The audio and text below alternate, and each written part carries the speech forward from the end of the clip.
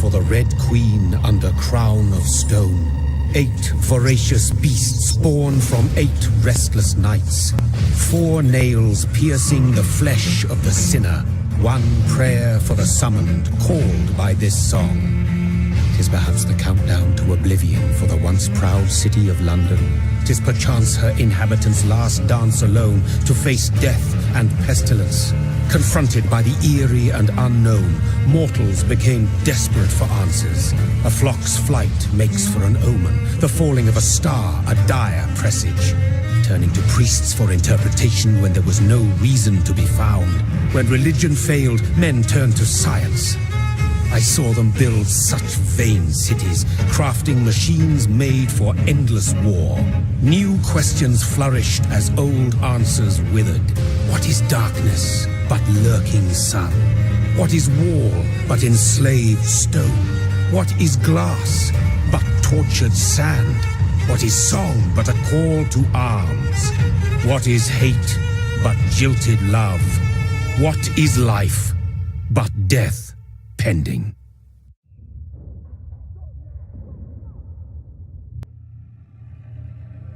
Death. Since the apple was plucked from the sacred tree, mortality was believed to be God's punishment, a righteous snare to keep mankind from ascending to the stars. They were all so wrong. Death is not a wicked thing, nor some holy retribution. A true punishment would be to never know its sweet kiss. Awaken from the harshness and be born once more.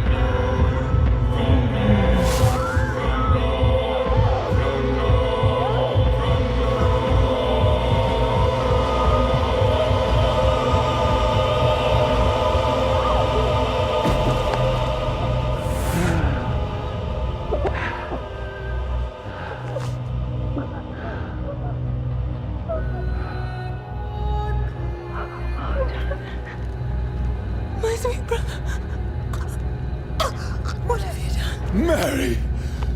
Oh, no! Mary!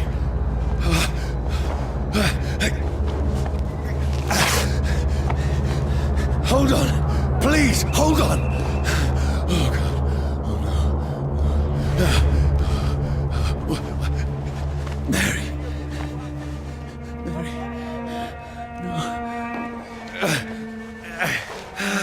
No. No.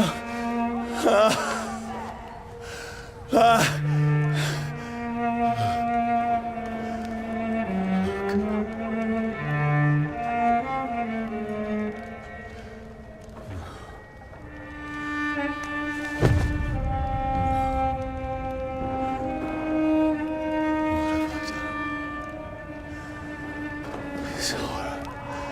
It's a nightmare.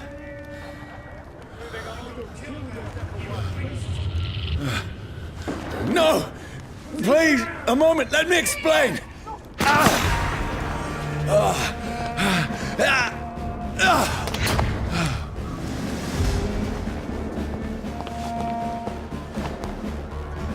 These patrols are after me. No! No! Don't shoot! This is a nightmare. I need to get out of here.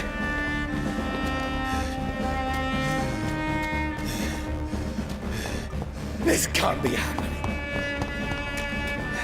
There's one of those vermin. No! Please! Stop! I mean you no harm. What was? I'll send you back in a fucking grave! What's going on? Oh, Mary. What have I done? What's all this about? Has it fled? Shit, where'd it go? Tricky bastards. Now, I can defend myself. Kill the thing! Where'd it go? Don't let it out of your sight!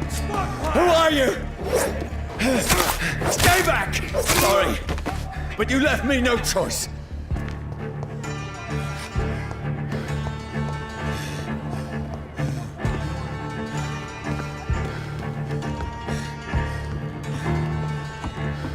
Who are you?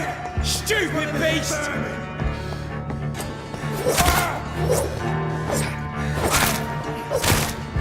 Sorry.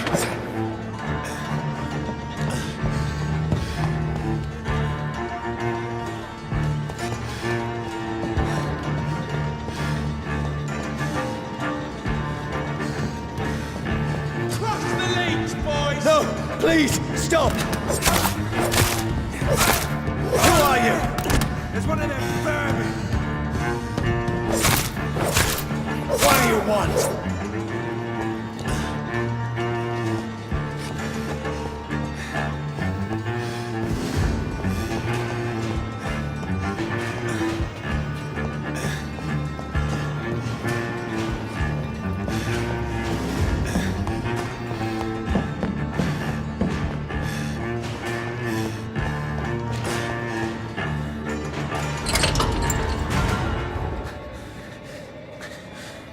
I mean you no harm. I need help. Die, you fucking leech! Please, listen to me. I can't make any sense of this. Shut up, beast! Who are you? What is this all about? What in God's That'll do the rest of the job. Just leave me.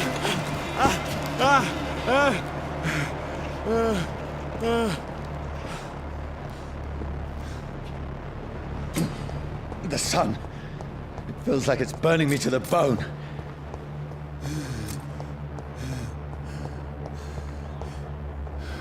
I need to find somewhere to hide. Let me go!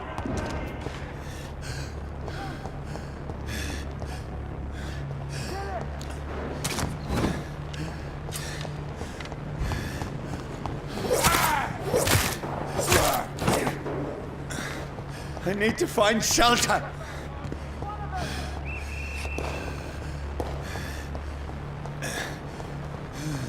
It's locked.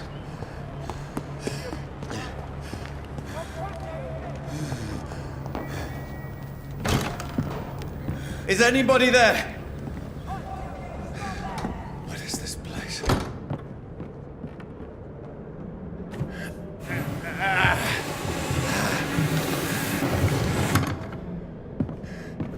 seems abandoned. I should be safe enough here.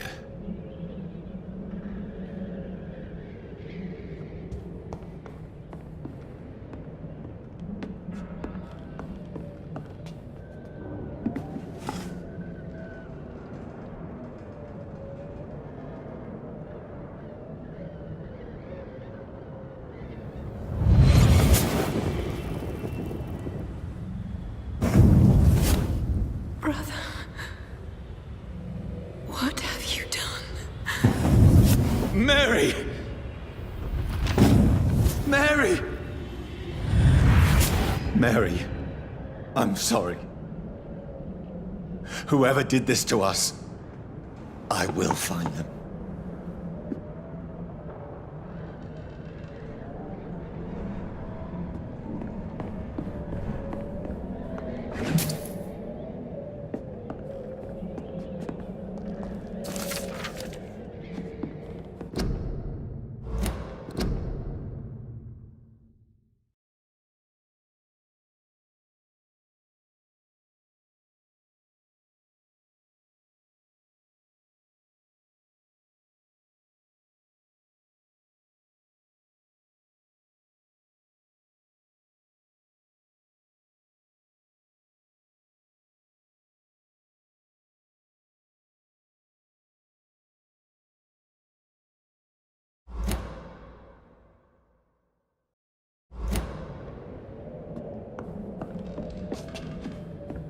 The sun is high.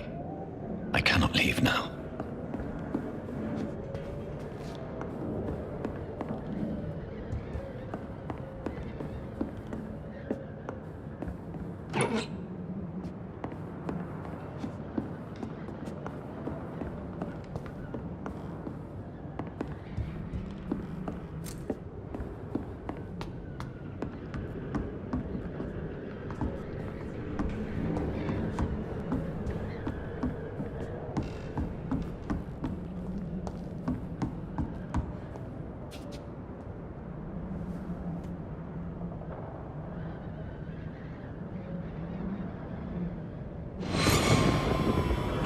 Dreams for the Red Queen that sleeps under crown of stone, that she might linger longer, her eyes as white as milk. Who goes there?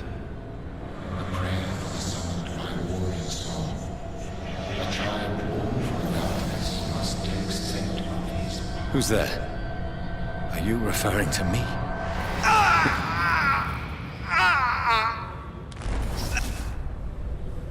No! No! I still have so much to accomplish.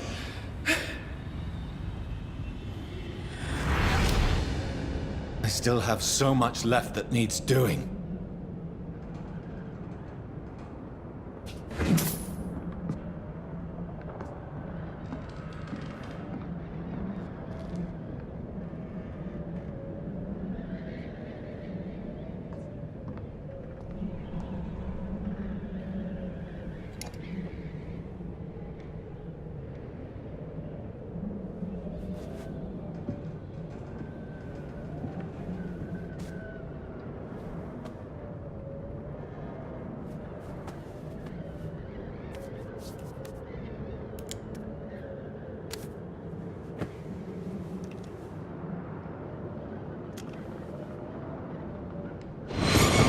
Johnny, this one's lost. We need to leave. And now! No! There's time. I can save him. That's the enemy coming! The orders are to evacuate the hospital! Done. He'll live. And now what? We fight. Killing is a hell of a lot easier than healing.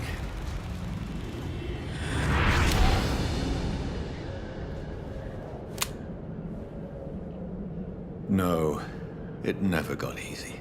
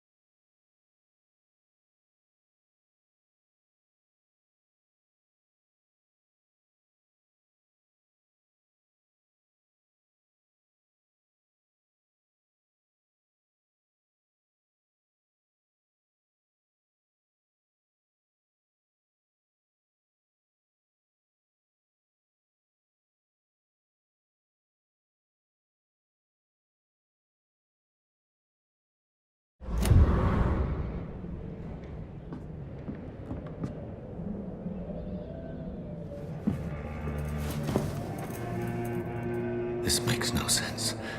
None of it. No sense at all.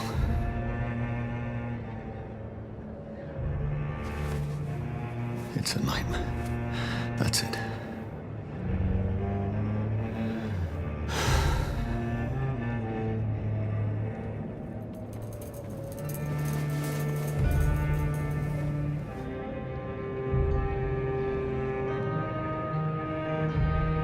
So be it.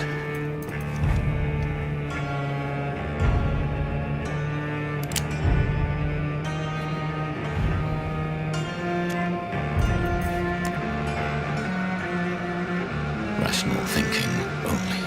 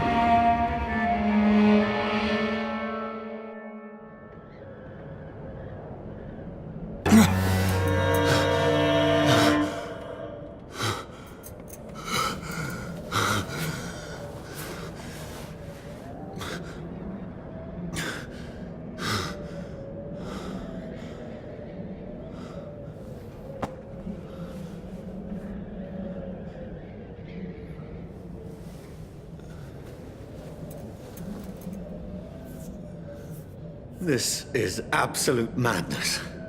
I've lost touch with the real. Madness it is, as mad as the moon, who tames blinding sunlight into a glowing reflection.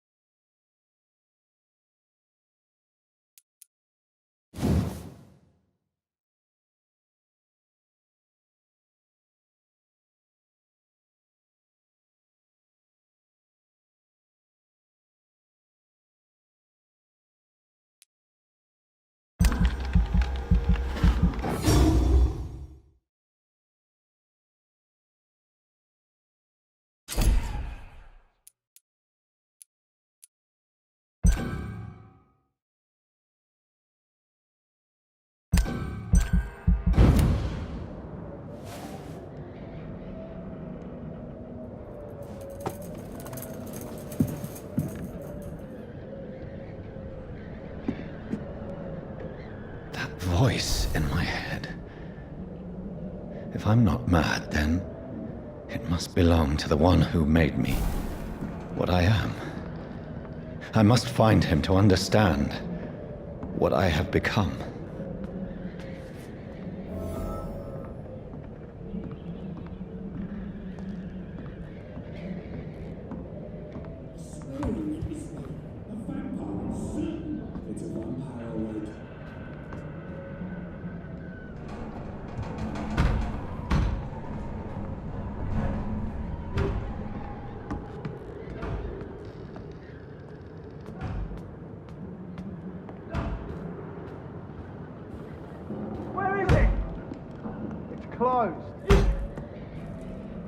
These people want me dead. I need to leave now.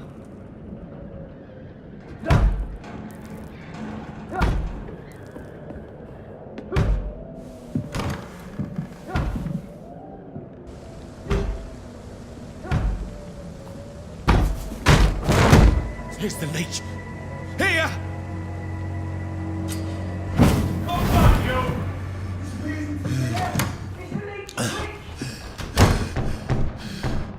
My head's spinning.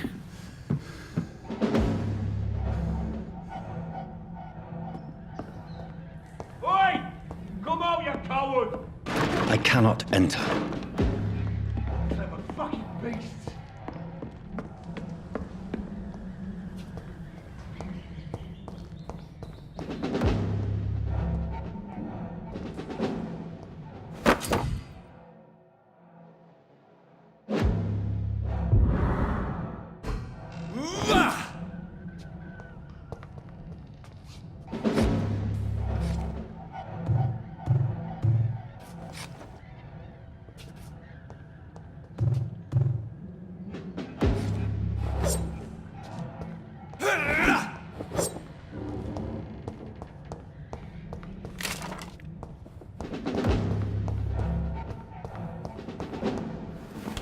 I'm still in Southwark. I must reach the West End. Go back home. Over there! There's one of them vermin! Die, vermin!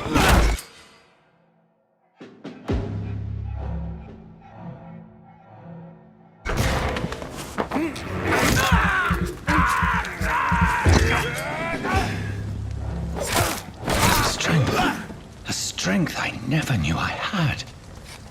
This one stinks already.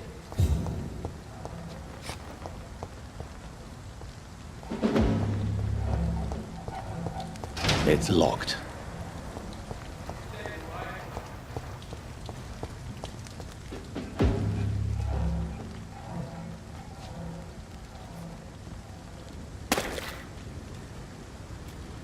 Elite! Elite!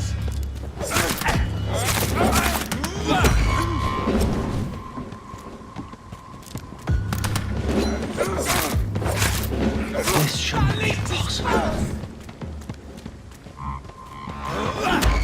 Every sinew, every fiber of my being is afire.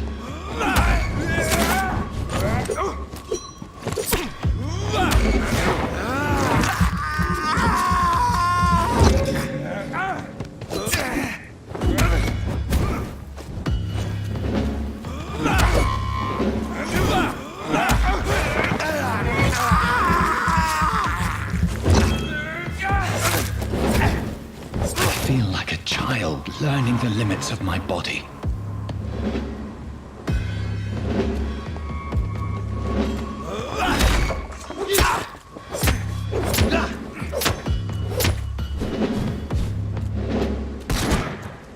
I'll send you back to the bloody grave! I hate leeches!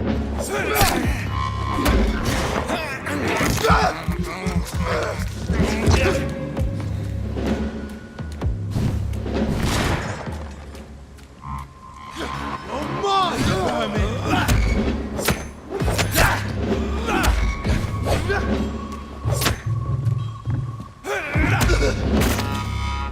My strength, my reflexes. I'm not human anymore.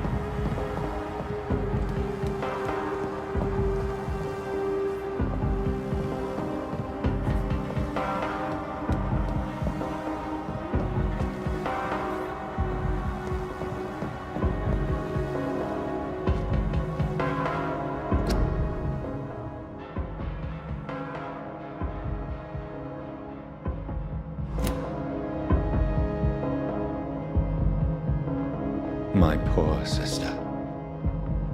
If only I had controlled my need for blood. Mary, someone will pay for what happened to you. For what happened to us. I have this thirst for blood. I cannot enter. It's locked, all right.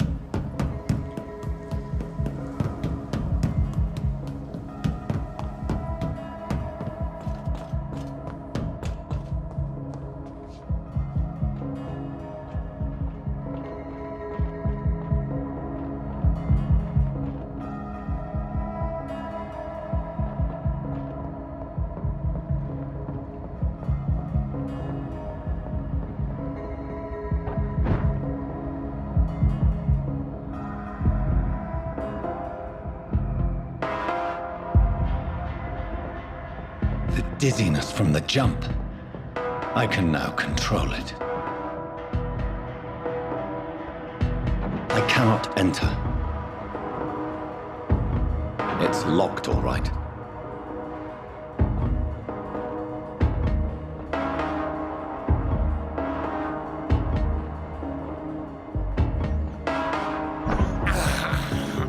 I can't believe I'm doing this.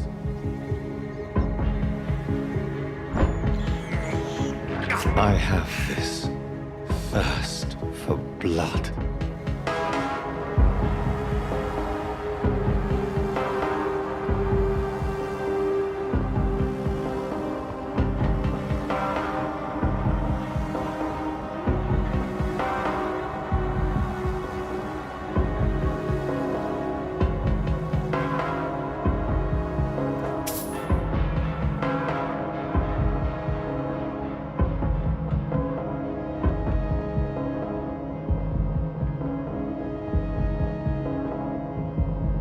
What will London have to say to me?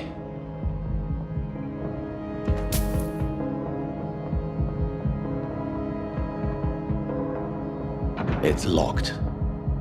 I've so many questions unanswered.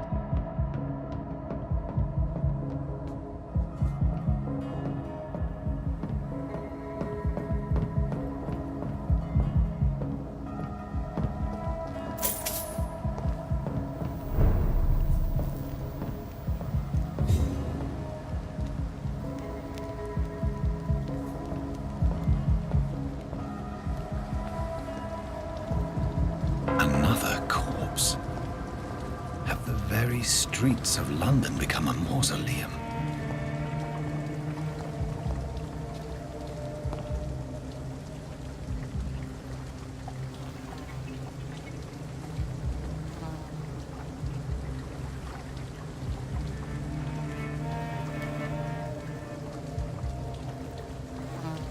The man has been drained of all blood, but I can still smell the scent of it. I follow the scent's trail. Perhaps it will lead me to my assailant.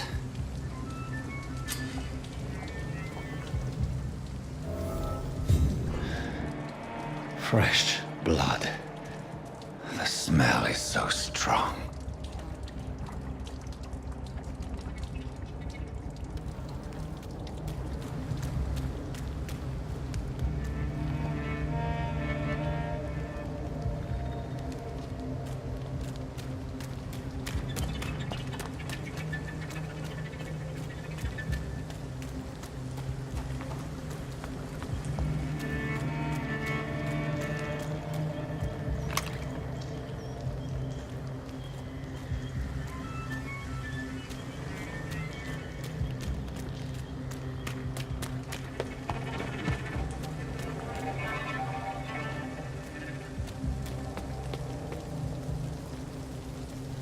Something dire must have come about.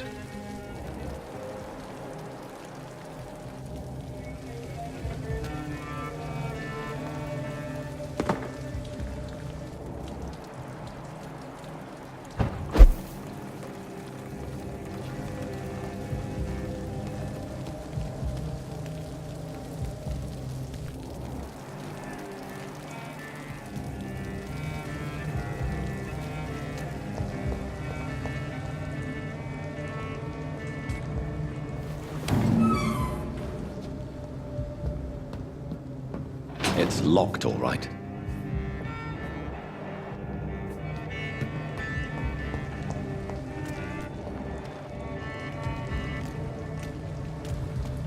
I cannot enter.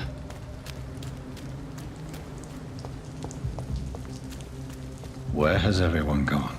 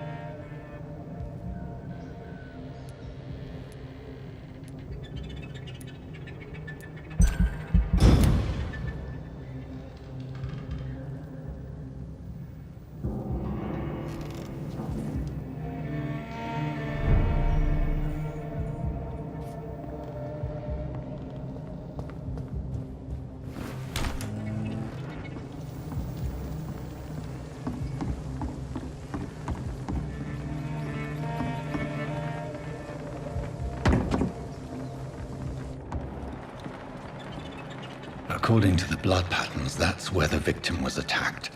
So that must be the killer's trail.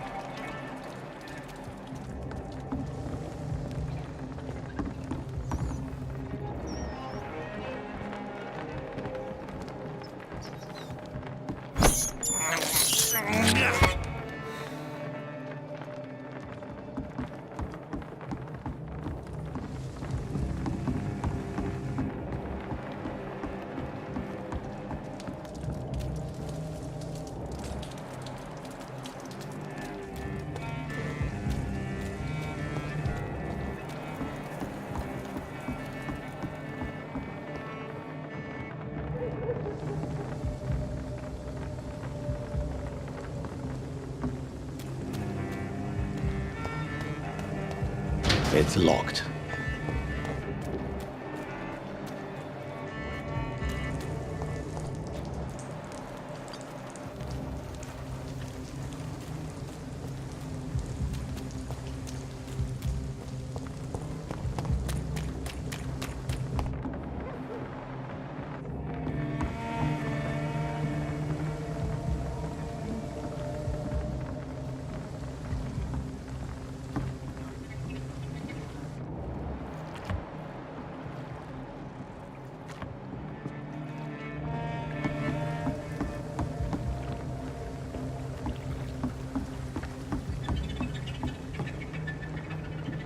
It's locked, all right.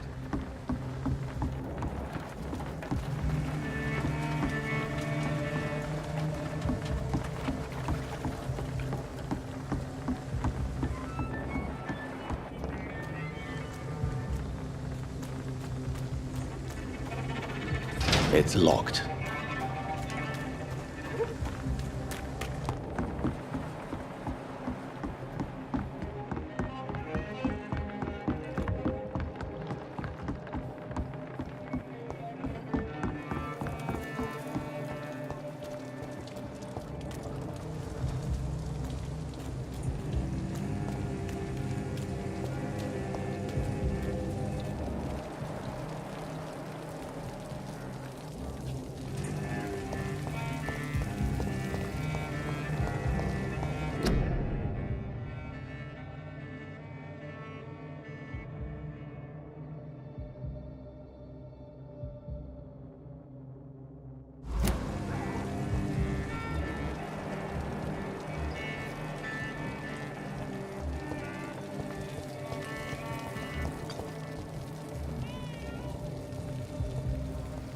At last, a little life.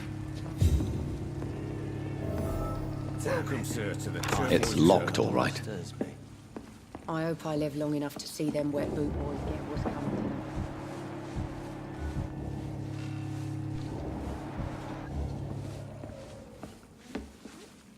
My God, sir, you look like Jonah's whale just spat you out of hell. Can I get you a drink? No, thank you. I'm not thirsty. Well, grab a chair and get some rest. This is going to be another long night.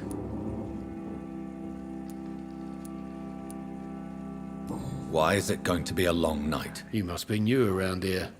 Don't you know about the murders? Tell me more about these murders. Every morning for the last few weeks, bodies have been found. And those poor sods didn't die of flu. Do the police have any leads on a suspect? Even before the outbreak, coppers never came round here.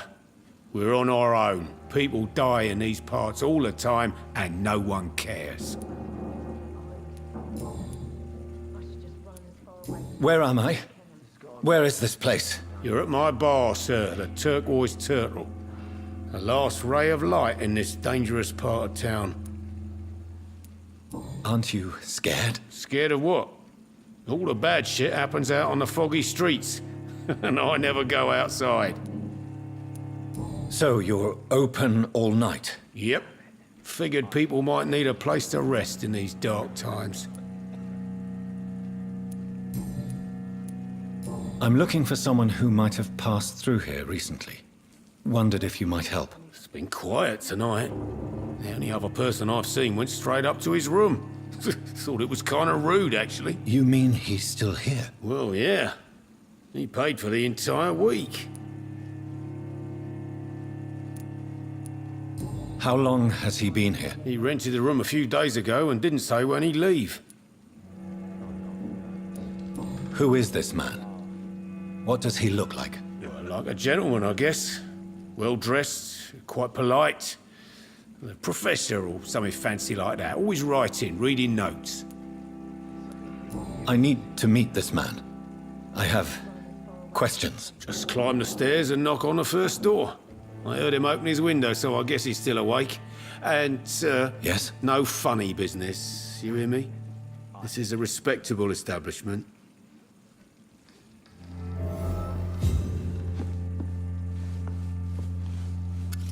Good evening, sir. I wondered if I could ask for your help. Wow, you look like you need a drink. Yes.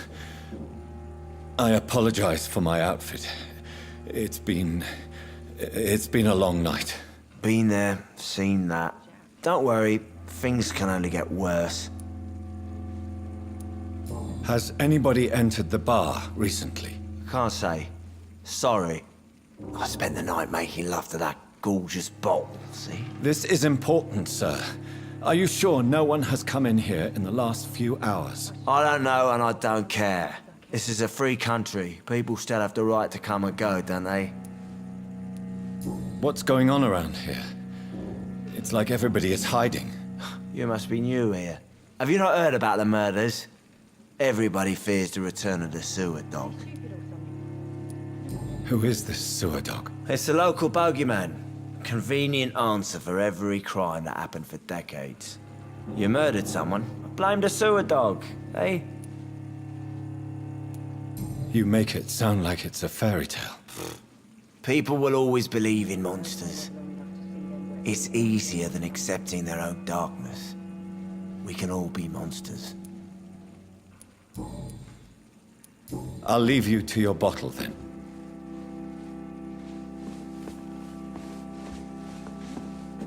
Hello, sir. Are you all right? Is there any way I can help you? I don't know. Maybe you could just talk to me. Maybe you prefer to speak with Tom, then. He's more agreeable talking to strangers. What's going on around here? Where is everyone? Too many dead, sir. First the epidemic, and now all these terrible murders. The murders. What can you say about them? Bodies found in the streets every morning. Drained of blood. It's just horrible. Some say the sewer dog is back. The sewer dog? What's that? No one knows. People have always disappeared around these parts. The ancients say it's the sewer dog coming out to feed. But now he's killing in the streets.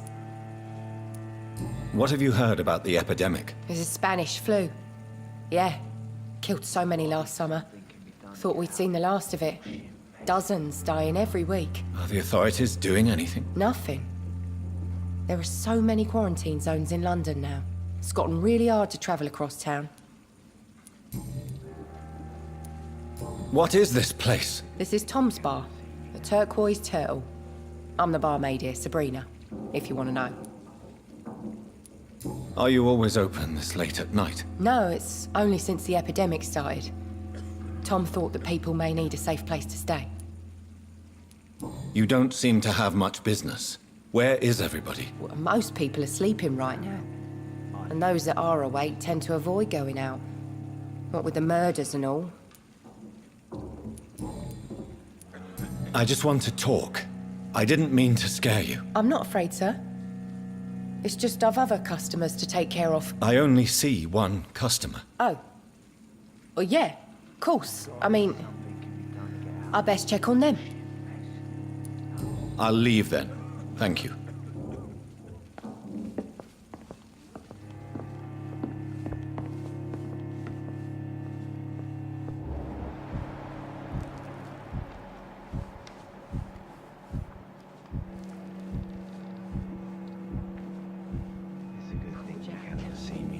He didn't deserve this.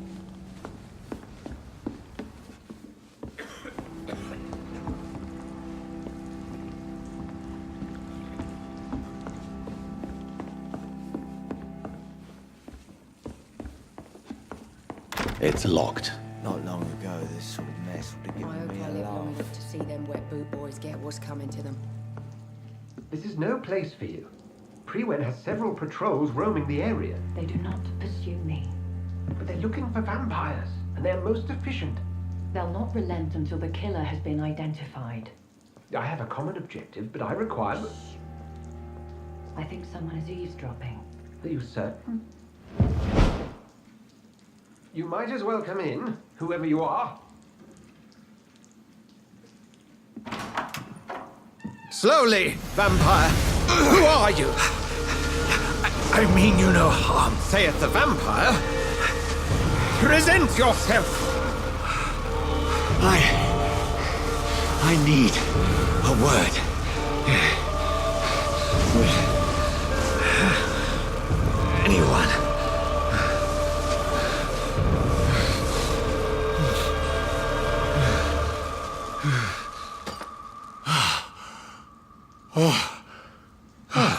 Well, that's something I can do for you.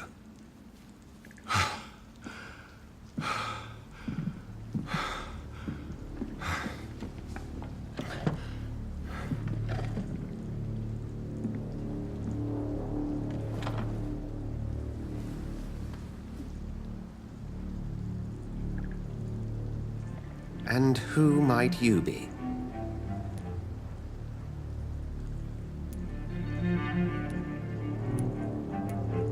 I'm not sure that I know anymore. Might I at least learn the reason of your presence? That's none of your concern. Sir, you have entered my room in the middle of the night, pale as a corpse and shaking like a tree. So please, indulge me. Someone is molesting people. In fact, killing them. Biting them. The calling card of a vampire. Like you.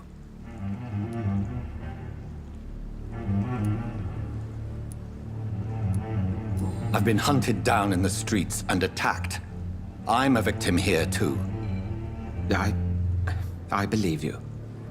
Then if you are not a vampire, who or what are you? Dr. Edgar Swansea of the Brotherhood of St. Paul. I'm performing an independent investigation here in an attempt to understand precisely what is going on.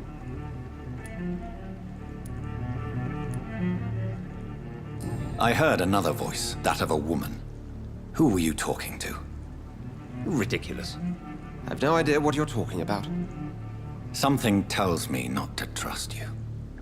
Then the feeling is mutual. What have you uncovered concerning the murders? It started a few nights ago. Rumors of violent murders. The docks have always been, shall we say, somewhat unsavory. But this is different. How different? A vampire is at work here. Famished. Reckless. It must be brought to ground, and quickly. And what exactly is this Brotherhood? Sir, if the name is not familiar to you, then we shall discuss it another time. Then help me find the culprit. I may. If you'll first tell me why you opened this door. I followed a trail. The scent of blood from a recent victim. It led me here. You thought I was your aggressor? That explains a great deal. We're both chasing the same shadow.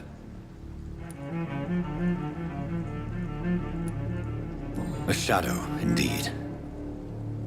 Yet I heard his voice in my head. There was a moment I believed I was mad. You should let me handle this affair. You've no idea what you're up against. No. I will find the monster. He is mine. How will you do any better than I? But then let me ask you this. What are your intentions if you find the killer?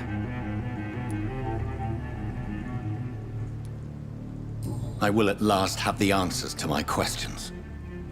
Then I can only wish you good hunting. And pray we shall meet again.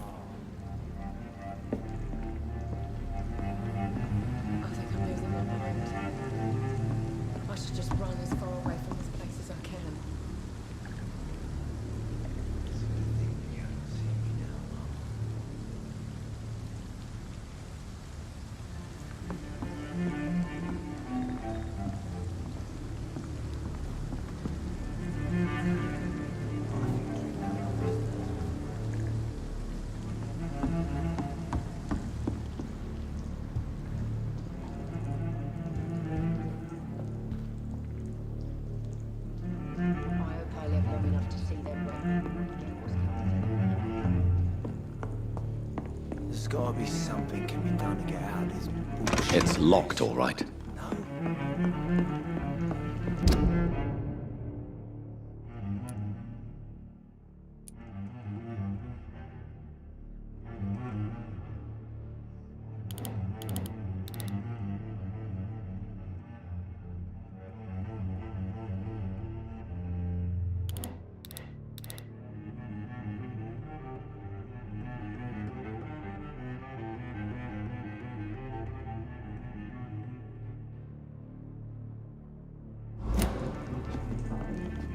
If Swansea is not my attacker, it means somebody else came here tonight.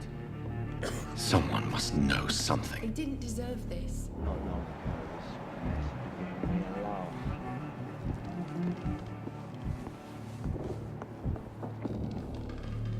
Evening, sir. Can I help you? I have a few questions for you. Well, if you must. I spoke to Dr. Swansea. He's not the man I'm looking for. Now, I want the truth. The truth? What do you mean? I suspect that someone else was here tonight, and I don't think Tom wants to tell me about it. I'm just the barmaid here, okay? If Tom says you're the only visitor we had, then you're the only visitor we had. I can feel your fear, madam. Please, tell me what's going on. It's Will. William Bishop. He came in here earlier tonight and he... Well, I thought he was going to clock someone. Why are you so afraid? I mean, his skin. His hands. I scrubbed every glass and every chair that he touched. God, I hope it's not contagious. What happened tonight? He was dead drunk, as usual. But my God, his eyes. His face.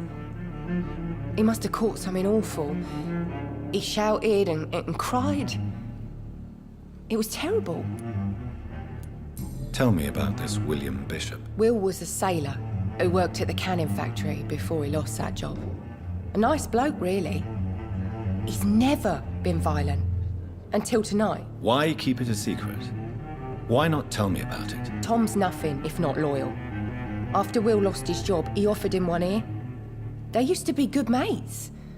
But recently, well, Will started to get very aggressive. I see. Thank you for your candor. I'll be sure to talk to Tom.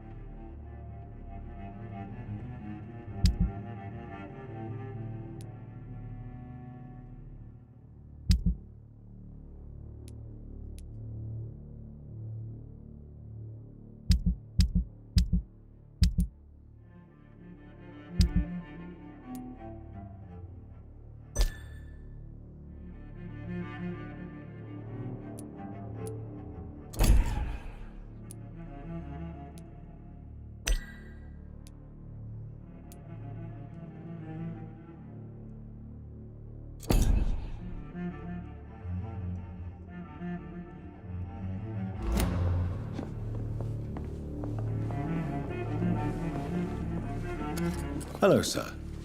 May I disturb you again? And you're still ugly as sin. I'll leave you to your bottle, then.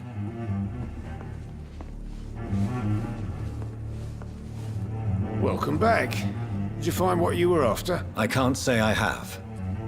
Are you sure no one else came into your bar before I arrived? Hey, I told you, you were the only other stranger I've had.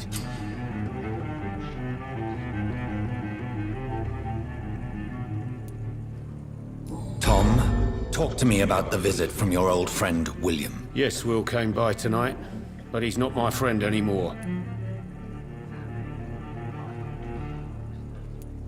Who is he? William? Just an old sailor who loves his gin too much. He worked for years at the canning factory before it closed. Is he dangerous? Yeah. Like many drunks, he's all bark and no bite. He can barely stand up most of the time. How was he tonight? Was he different? Sicker than usual, perhaps. He whined and mumbled about how mean people were to him and how he'd like to talk to me outside, and then he left when I refused. I need to find him. It's a matter of urgency. Do you know where he is? You could try his boat. It's up by the North Pier. He sleeps there when he's too drunk to get home. Please describe him to me. What'd you expect? He's a tall, sick bastard with a bad rash and torn old clothes. William used to be strong. Now he's a mess. Thank you, Tom. If you see him, tell him I don't want him back here unless he cleans up his act, okay? Are they stupid or something? I've never even been to India. I'm occupied presently.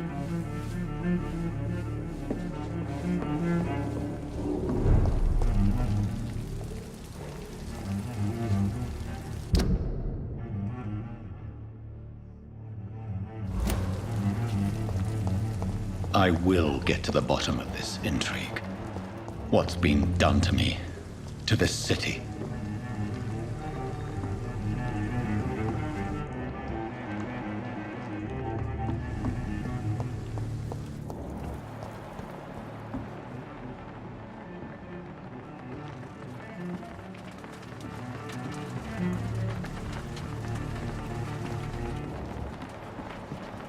The body is still warm.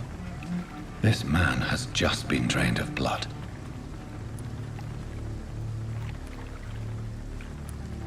This man was armed. He tried to defend himself. This corpse has been dried of its blood, just like the previous victim. What's this? Some sort of note. Blood and empty gin bottles. This bishop fellow is something of a heavy drinker. There are blood splats on the other side of the canal. I must reach that barge.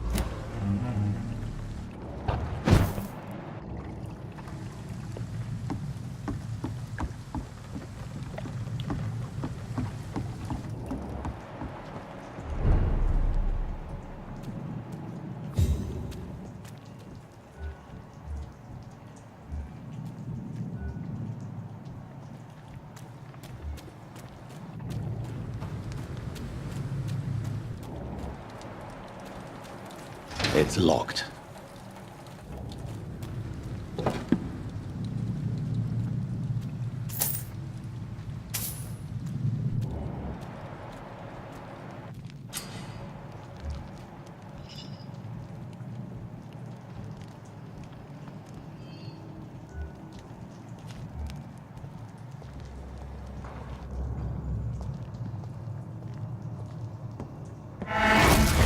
Over there!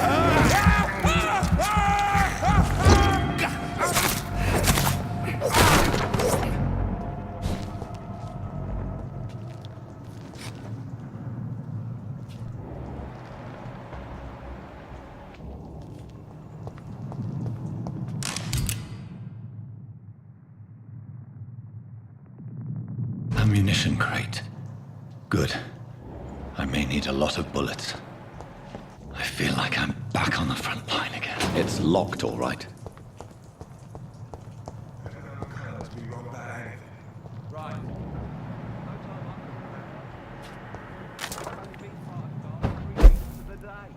All the more reason to shut it, Mr. Billy. If the man says bloodsuckers dug in here, you've got one job, and that's to find it. And find it fast. It's locked. But why do they hide where it's so damn cold?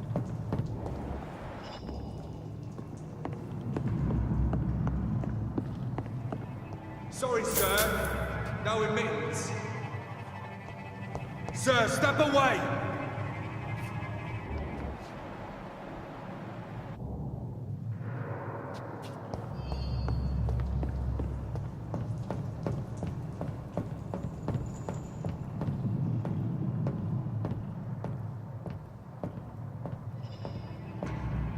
Over there! There's one of them vermin!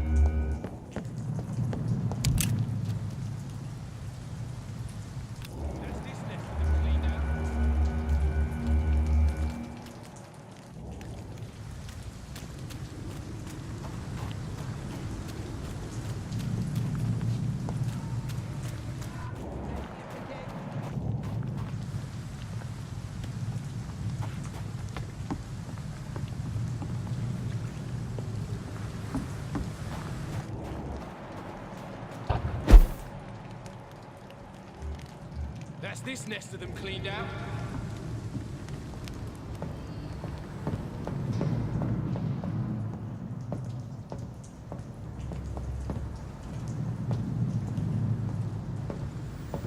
Don't come closer. Over there!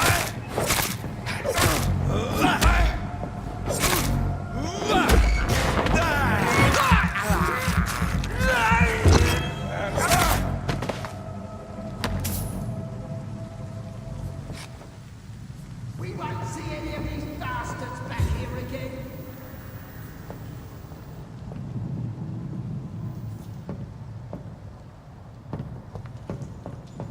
Stay close, keep an eye on each other. That's this nest of them cleaned out.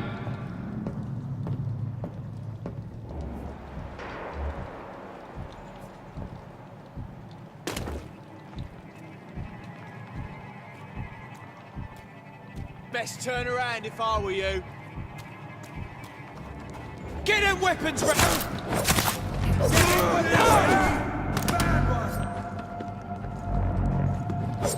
It's down! Finish it!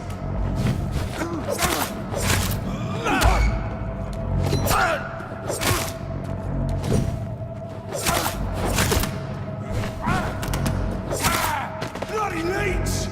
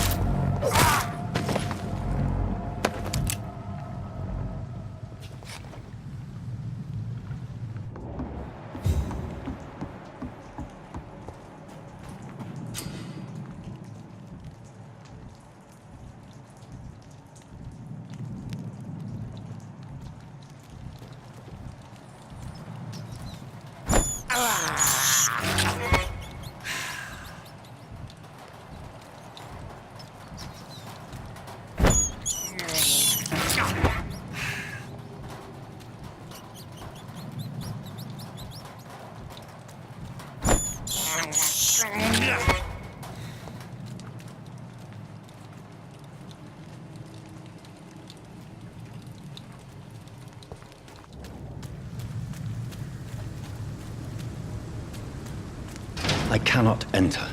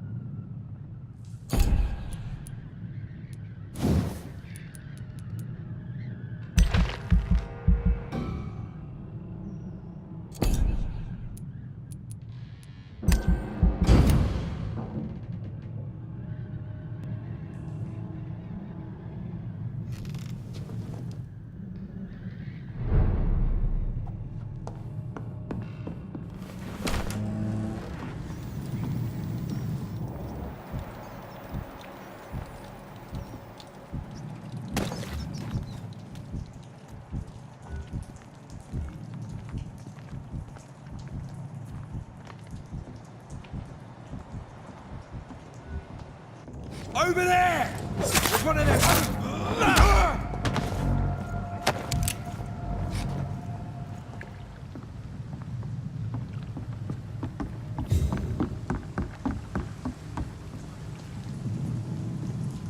Stay close, keep an eye on each other.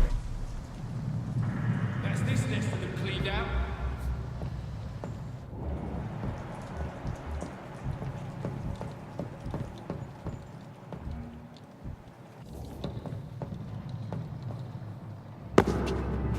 Leech boy! Watch out! Ah! Christ, he's dead!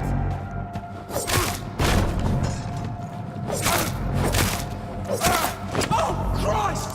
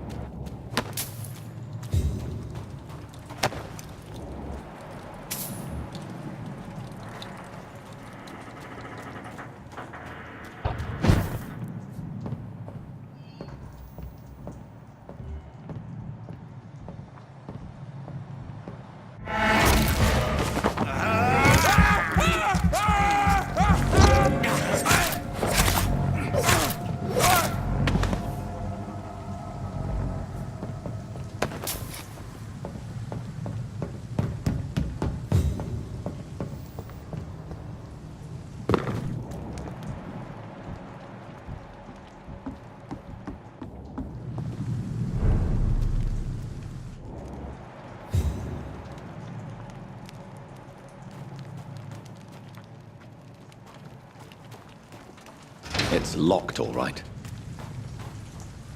Fresh blood. The whole building reeks of it. The scent is so strong it makes me dizzy.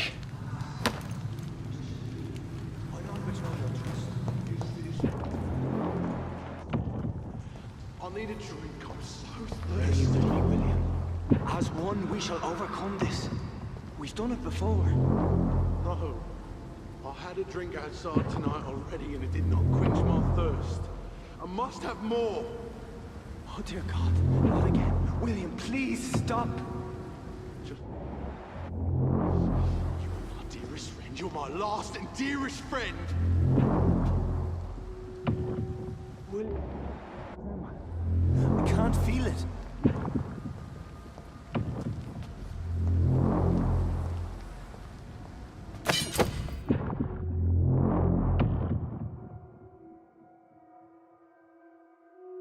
Please, let go of me.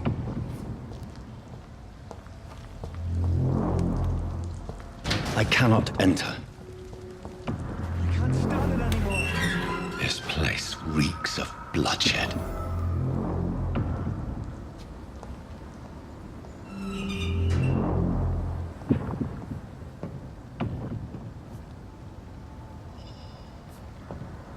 This creature is bedeviled. I must put it down.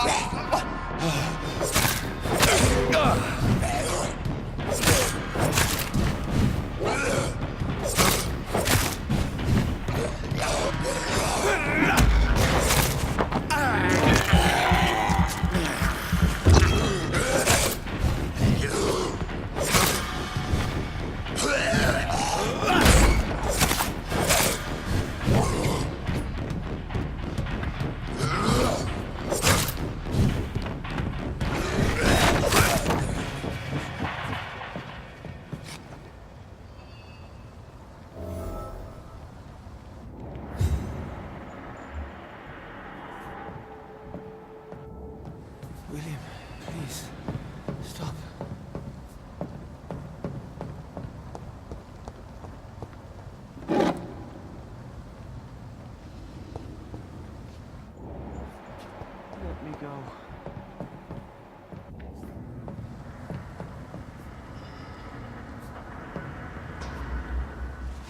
William was an honorable man. I could have saved him. Mr. Hampton, are you in there? I knew him well, another lost soul, a kindred spirit. Sir, listen to the sound of my voice. I'm a doctor. You're suffering from shock. I must return to my flock. They'll stray without me.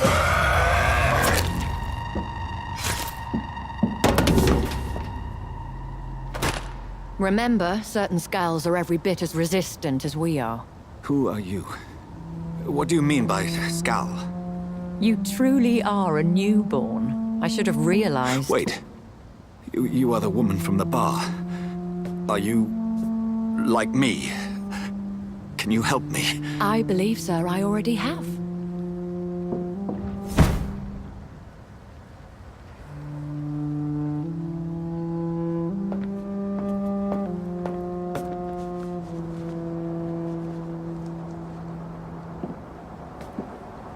By George and the Saints, you've solved the mystery of these terrible murders. Patience, good fellows, I've come to offer help. Just give me a moment to secure my boat. We can leave this awful place. William was not the evil man they claimed. He was just taken by the thirst. He needed his drink. This man requires medical attention. We'll see he gets to the nearest hospital. No, please, I must tend to my fold. My flock needs me. There, sir. Go with the good Dr. Swansea. He's resourceful, and I'm sure he'll take good care of you. You'd best come as well. The sun is soon to rise, and you'll need a place to rest. I just need a moment. If I can learn something about what has happened to William, I'll be a step closer to understanding what happened to me.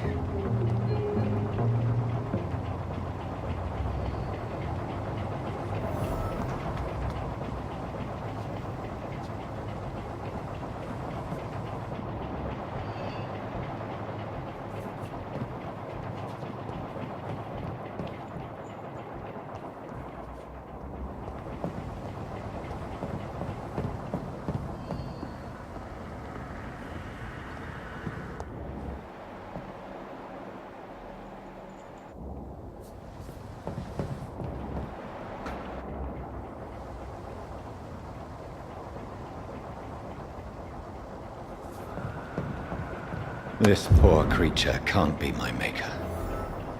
Could it be some subspecies of vampire? I must find a place to analyze the blood.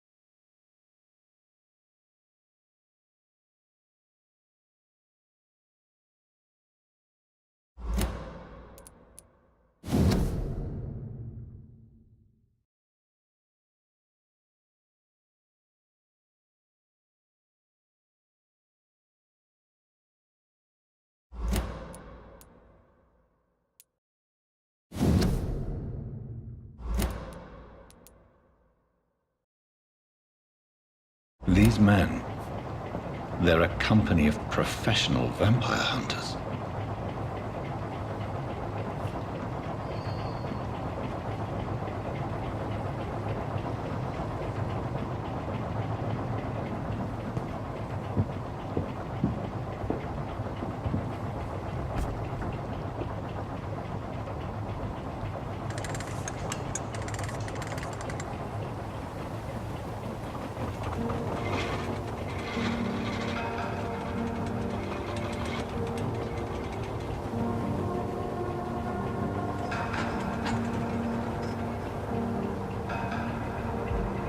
Where are we headed?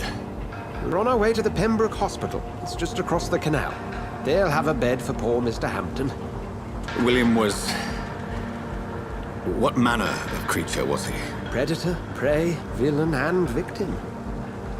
Who can say? The important thing is that he's been stopped. Duly noted. And the woman? What...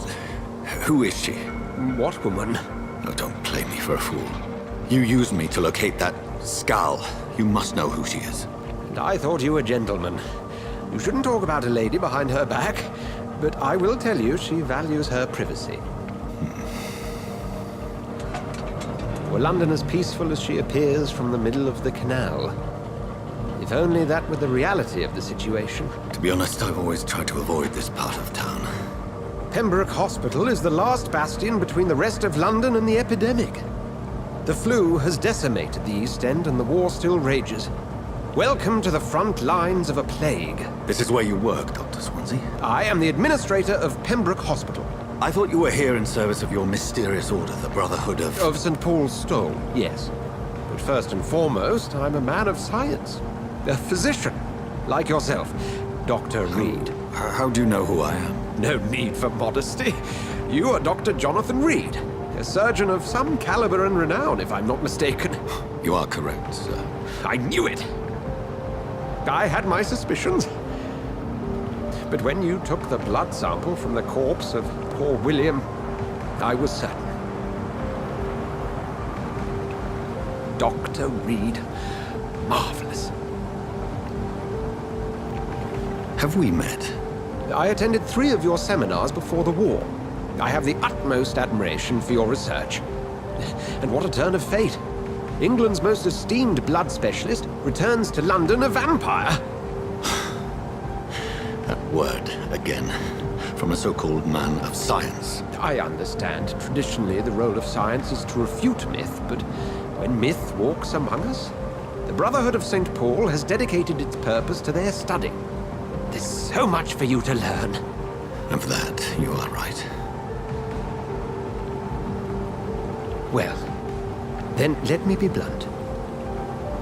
Join my staff at Pembroke Hospital. As a physician. I suspect you'll not find a better post of employment to contemplate your predicament. This is sudden. I was returning home to see my sickly mother. But alas, that was before contracting this... affliction. Dr. Reid. Take a moment to consider. The post would be for the night shift, providing a good explanation for your absence during daylight hours. You'll be adequately reimbursed, and have a place to hide. I even had the forethought to bring some clean clothes. So, what do you say? It seems I have little choice, but yours is a generous offer, so I thank you. Brilliant! Oh, Jonathan, this is one for the book, and the beginning of a beautiful friendship.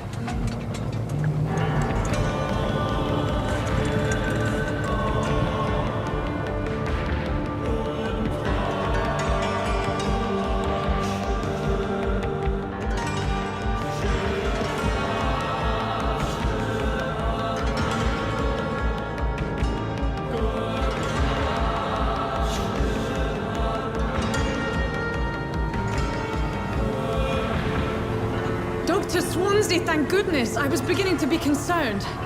Worry no more, Nurse Crane, for I bring good news. Oh, Doctor, what a night. We lost 2 more patients. Nurse Scout said she couldn't take it anymore and resigned. Yes, well, I'll make a new rota in the morning. In the meantime, find a good bed for Mr. Hampton. Be sure to pay attention to his needs. Of course, Doctor. Oh, and Dorothy? Yes, Doctor? Dr. Reid here has just returned from the front. He served King and Country and will be joining us here at Pembroke. We're very lucky to have gained a surgeon of his talent, and one so experienced in blood transfusions. That is good news indeed, Doctor. Oh, yes.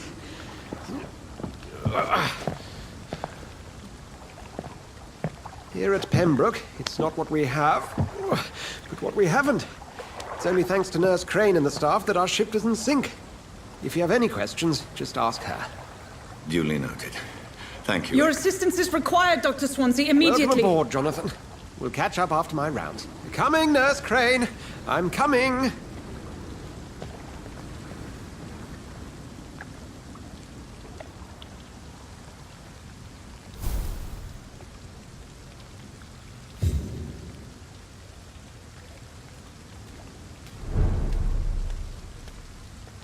It's locked.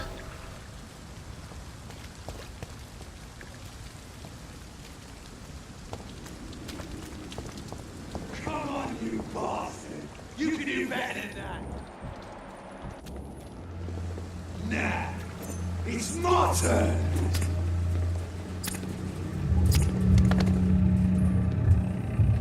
Rotten or crusty, each heart contains the secret of life. Drink at this river, dry it all.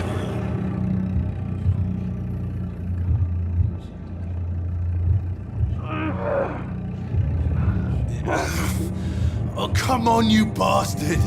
I won't bite. Sir, please. You've lost too much blood. Calm yourself. You think I didn't notice? Stop your staring and get me to an hospital, you arse! Insulting a good Samaritan. Not exactly the way to get rescued. All right, sorry. I am in pain here. My guts are spilling out onto the street and you're yabbering on. Yes. That's a very nasty wound you've got there. Take my word, I am a doctor. Dr. Jonathan Reid. Name's Clay Cox. I'd appreciate you helping me to a better place, Doc. Follow me, Mr. Cox.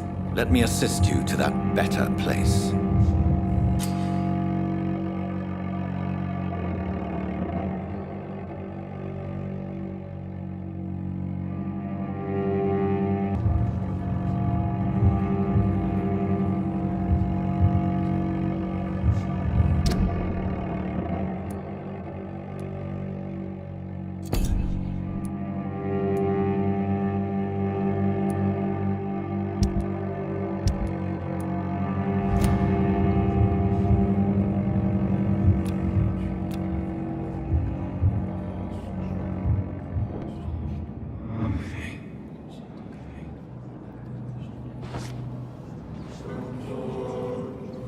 Bring this fading light into the shadows.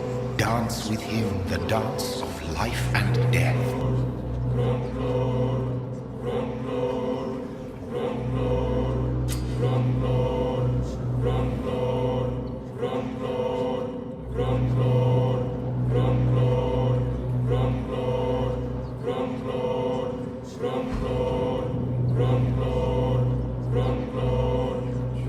No more.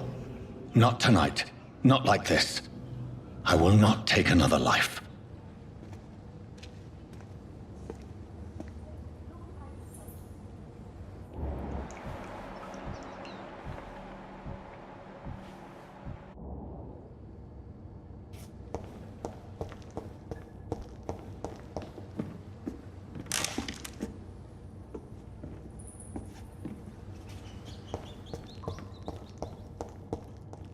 Did I black out?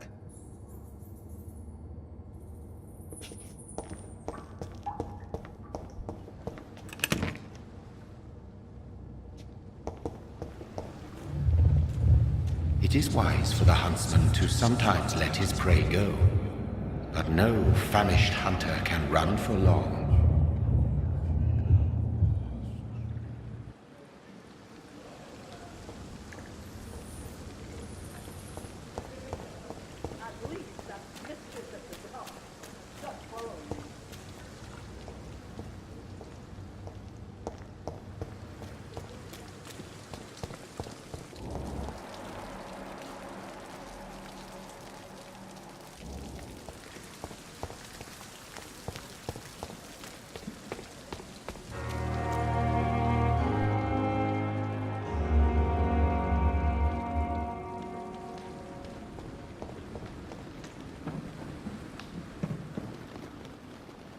Good evening, nurse. I'm Dr. Jonathan Reid, the new surgeon here at the Pembroke. Dr. Swansea has already told us about you, sir. I'm Nurse Gwyneth Brannigan. Welcome to the Pembroke Hospital. Did he really? It's a good thing I wasn't hoping to keep a low profile. All members of staff have already read about your new blood transfusion technique. Dr. Swansea made sure of that. I see. Well, I'm a little surprised, but I suppose I'll just have to deal with this unexpected notoriety. You must know, blood transfusions are Dr. Swansea's primary subject of research. He is convinced it is the future.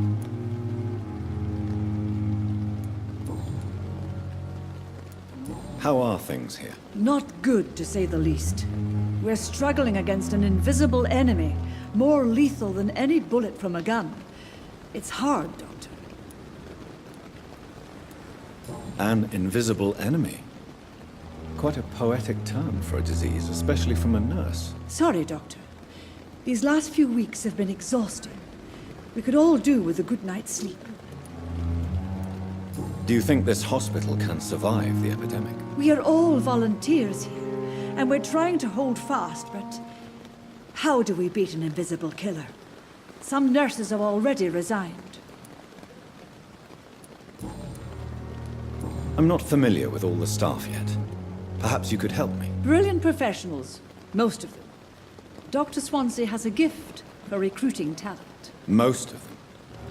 Is there a problem I should know about, nurse? It would be inappropriate for me to speak ill of a colleague. Is there anyone that stands out? Well, I have never met someone as dedicated as Dr. Tippins. He should be a standard for us all here. If only he were younger. Why should his age be a problem? I guess it's fair to say he's always pushing himself to the limits. He just doesn't know when to stop and get some rest. Nurse Brannigan, if you do know something, please tell me. Anything you say will be held in confidence. No. I may disagree with some conduct, but in the end, everybody is doing their best. Do you require medical assistance, nurse? Thank you for your concern, but I'm fine.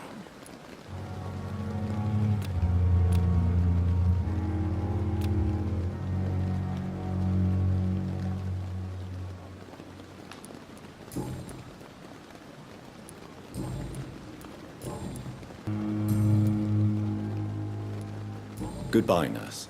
Call me if you need assistance.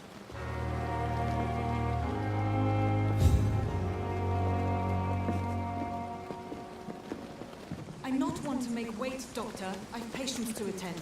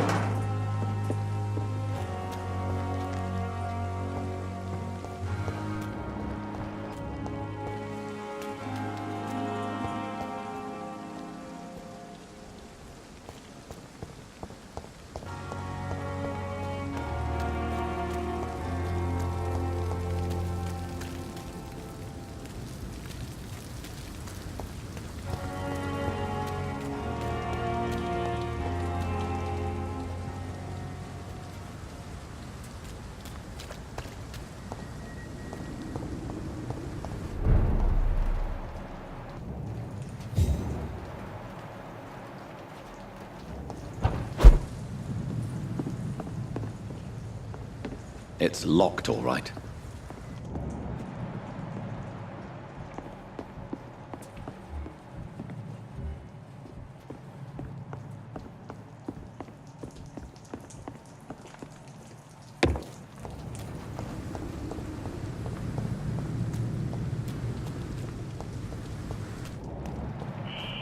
Scowl voices in the garden. I should investigate. If they were to find somebody.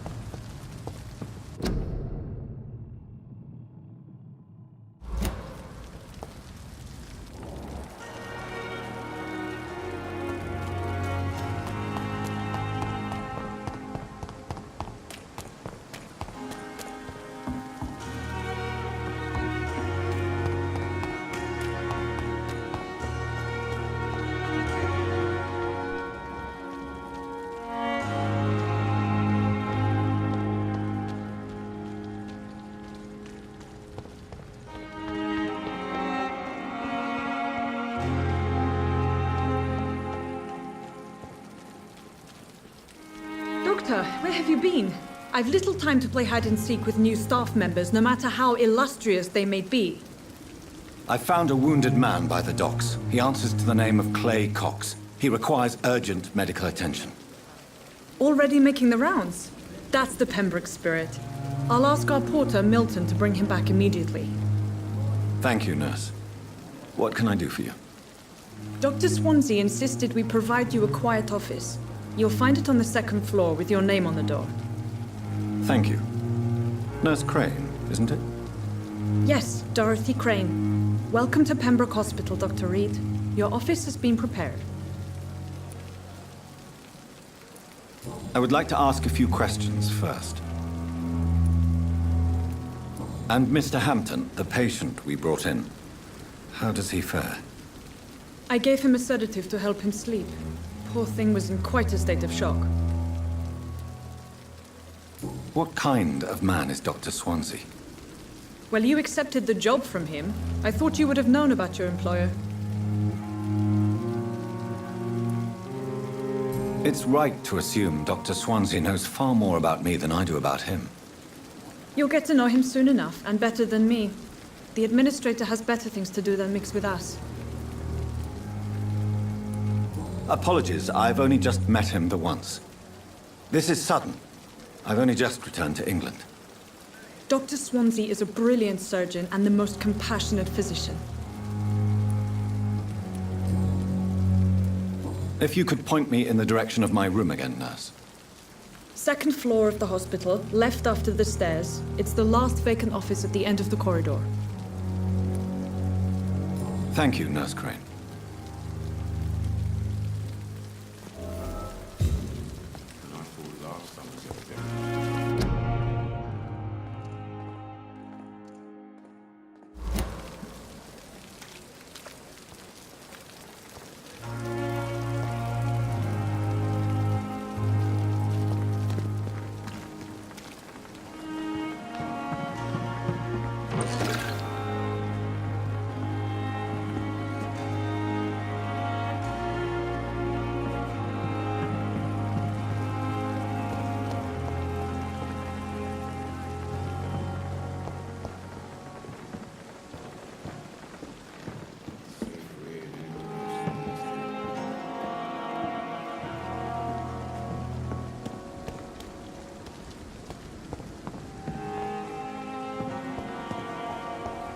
Perhaps I should have considered the offer from that Cadogan fellow.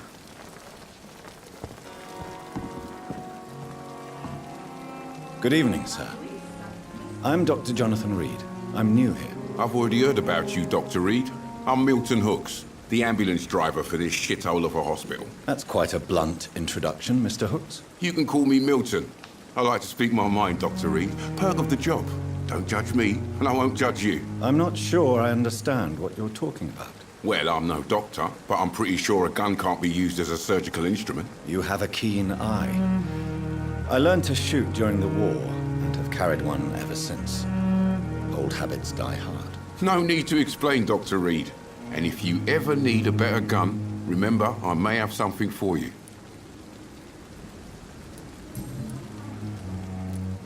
How is the situation around here? You want to hear the situation is all right? It's fucking awful. We lack everything, and it's getting worse every day. So what do you do exactly in this hospital? Apart from smuggling guns, I mean. I've been an ambulance driver since... too long, I guess. I bring sick people here night and day. It's a dirty job, but I get it done. Most of the time. Since you're on the front line, how is the sanitary situation in this vicinity? It's a complete disaster. It's even getting dangerous to enter some streets or buildings. Even the locals attack you. It sounds like things have been a bit rough recently. What's happened? Yesterday I got attacked by the patient I was bringing here. I escaped through the hospital's garden, but I lost my wallet when I was running. You left an infected patient outside the hospital? That's incredibly dangerous. Go there yourself if you want, but be careful, Doctor. I'd rather not bring your dead body back.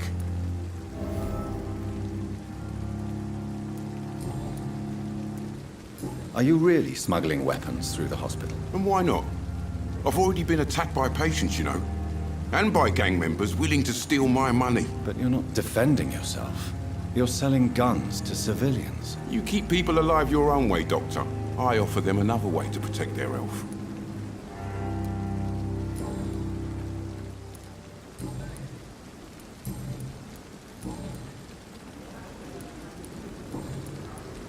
I'd like to see your goods. Wise choice, Dr. Reid. A reliable gun is what everybody needs these days.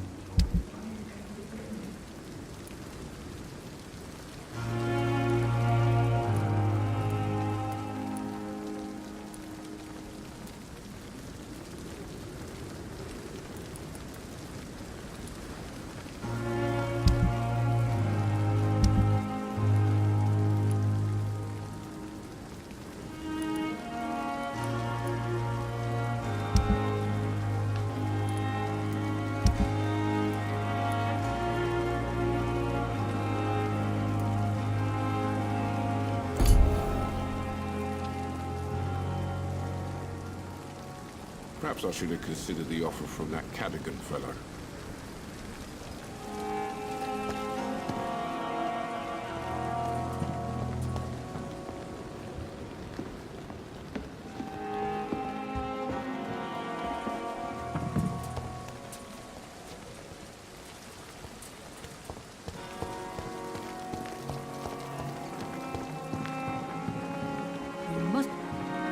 Good evening, Nurse Brannigan. Good evening, Doctor. Goodbye, Nurse. Call me if you need assistance.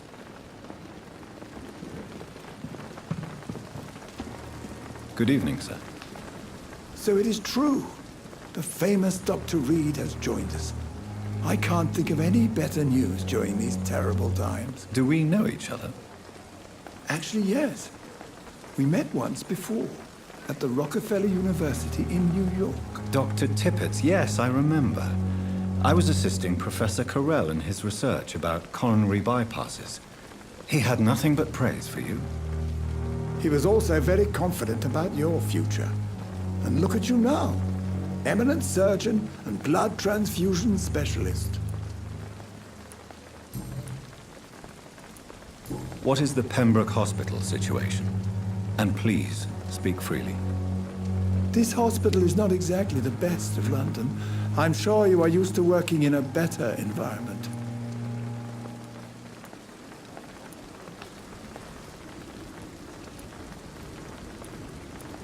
It's not exactly the best situation in London either. I can't have expected this hospital to be prepared for what was to come. Don't be misled by appearances, Dr. Reid. This hospital does not lack talented people. It just lacks hope. Do you need any medical assistance yourself, Doctor? Come on, don't be ridiculous, dear colleague.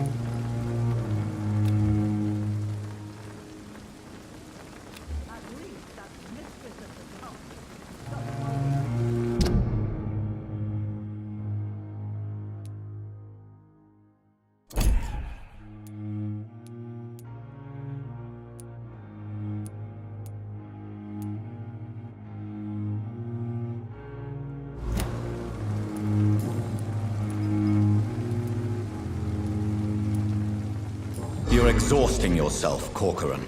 Maybe you should think about preserving your strength. No, we must keep on healing all those poor souls. We are the last rampart before chaos. Once more unto the breach. Nurse Brannigan is worried about you, Doctor. She should not have told you that. I will have a word with her. You don't have to blame her for her honesty. I'm not that kind of man, my dear Jonathan. Actually, Nurse Brannigan's opinion is the only one I may listen to. What can you tell me about the staff in the hospital? Some are really good, and others are not so good. But during this troubled period, there is no time for slander. I prefer to focus on the positive character traits. Tell me more about cherished people, then. Nurse Brannigan is a pearl. She is the most helpful and dedicated nurse I've ever worked with. A clever and cheerful woman. You really seem to admire her skills. I'll go even further. If she was a man, she would be a damn fine practitioner. Any opinion about the management? I don't always agree with Dr. Swansea's reserve, but I must admit he does all he can to keep this facility running during this crisis. Ah, yes, the burden of command. I was fed up with this concept while serving as a medical officer. Don't get me wrong. Swansea's a good administrator. I just wish he would get out of his office now and again.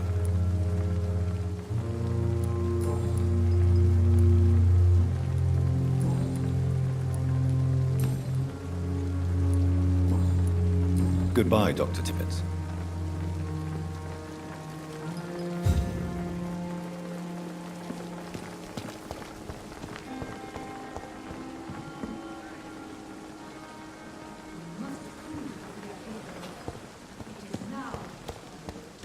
Dr. Swansea is right. This place seems perfect to conduct my research.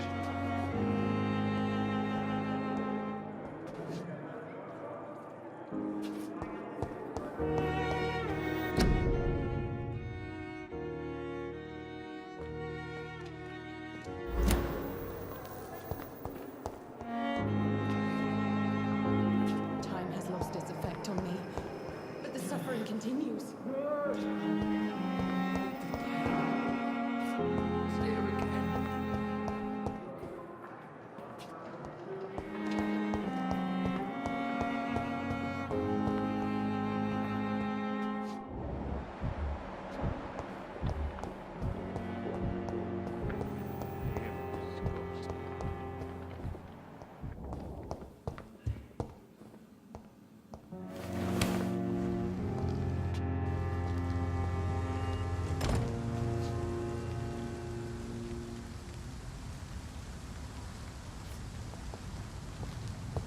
It's locked.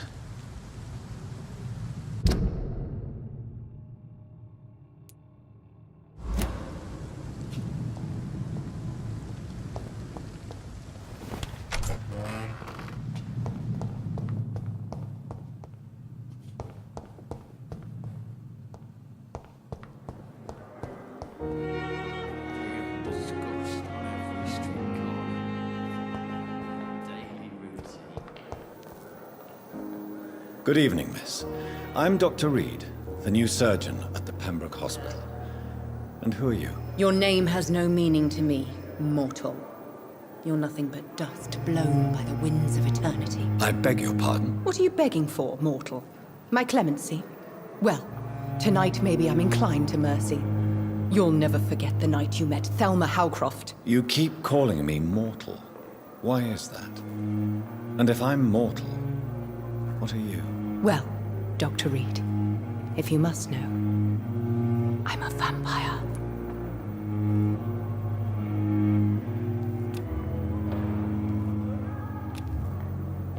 Do you require my services, Miss Howcroft? I have no need for your medicine, Dr. Reid. Blood is the only drug I need. And why do you believe you're a vampire? I don't need to believe anything. It is what I am. It is what I feel within this hollow shell of flesh. Please, describe to me how you feel. What is it like to be a vampire? I can hear my body crumble from the inside as my flesh cracks and fades. I sense the last pulse of postulant blood within my drying veins. I need new blood. I see. Have you ever heard of Cotard's syndrome, Miss Howcroft? Never. It's a mental illness discovered by a French neurologist named Jules Cotard. The affected patients are delusional. They believe that they are putrefying, that they are dead, a ghost or a ghoul. Or in your case, a vampire. Delusional, you say? Oh, sad and petty mortal. You can't even begin to understand the concept of immortality. And you think it is I who am delusional. I'm assuming you must be a patient here. Am I right, Miss Howcroft? It's only a cover. To hide from my enemies. I can leave whenever I want. As a woman, a spirit, fog, or bat. Who are these enemies you mentioned? Can you describe them? I cannot say for sure. But I sense their eyes on me from nearby. I feel them watching me every time I visit the garden near the morgue. The staff here are not your enemy. They're here to help you, to care for you. I'm not speaking of the doctors in white. I'm speaking of the men and women who hunt me. For I am a vampire. I see. Don't worry. These people will not find you here. I'll personally make sure they leave you alone. Thank you, mortal. But do not interfere with them, for you are no match for those that hunt me.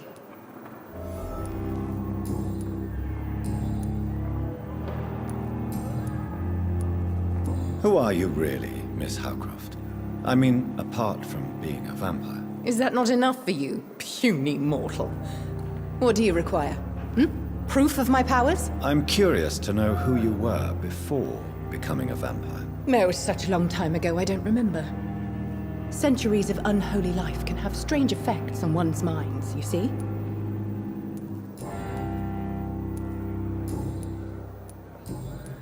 I'll leave you, Mistress of the Dark, to your nocturnal activities.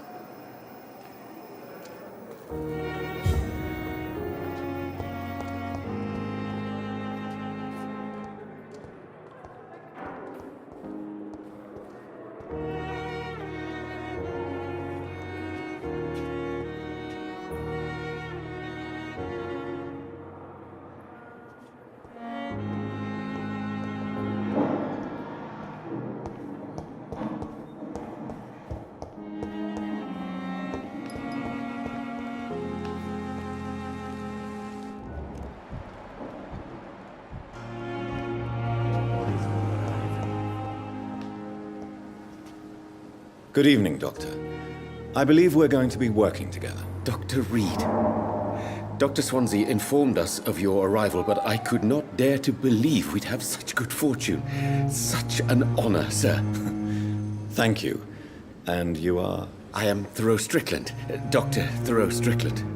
I'm a great admirer of your work, Dr. Reid. Please, could you tell me something about yourself? I'm a great admirer of your work concerning blood transfusion, Dr. Reid.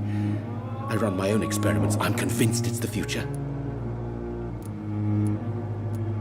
What made you choose to be a doctor? I'm not ashamed to admit you and your work have inspired me. I am honored to have the opportunity to work by your side. I'll give you some advice, but understand that nothing beats practical experience, which can be exhausting and solitary work. Of course, sir. And don't worry, I will never allow myself to be a burden, neither to you nor this hospital. I based my technique on my mentor's research. He helped me perfect my method. What is yours? I'd rather not talk about it. For now, it's just theories and first approach. My process is purely experimental and unsuccessful. As long as you're cautious and methodical, you may remain empty-handed, but you won't fail. You're not the first one to warn me, but I am convinced knowledge is the main weapon against the ravages of this epidemic. What can you tell me about the Pembroke? Well, it has always been an honor to work with Dr. Swansea. But with your arrival, I can't think of a better opportunity to learn about blood transfusion. You seem quite optimistic. It's a rare and precious attitude in these difficult times. I'm convinced that this epidemic is a test of endurance and dedication for us men of science. Questions remain about our capacity to resolve the situation. True. Last summer, during the first wave of the epidemic, I used to joke with Milton about the extra work. We're not smiling now.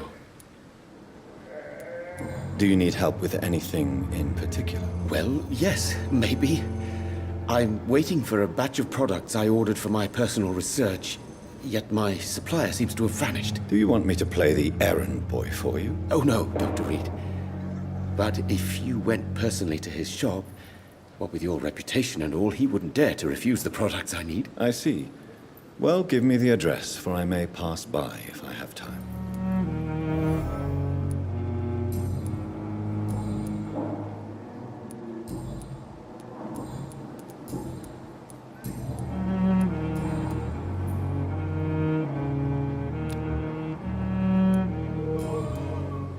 Goodbye, Dr. Strickland.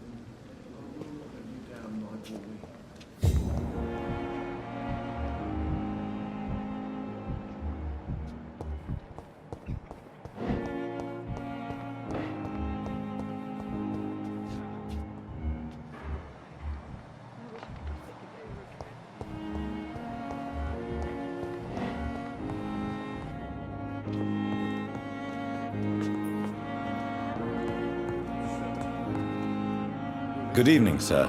I'm Dr. Reid. I believe we're going to be colleagues. Reid? Yes, I've been informed about your arrival. I'm Waverly Ackroyd.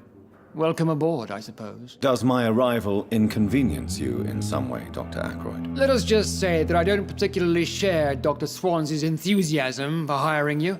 What we need here are reliable professionals, not overrated dabblers.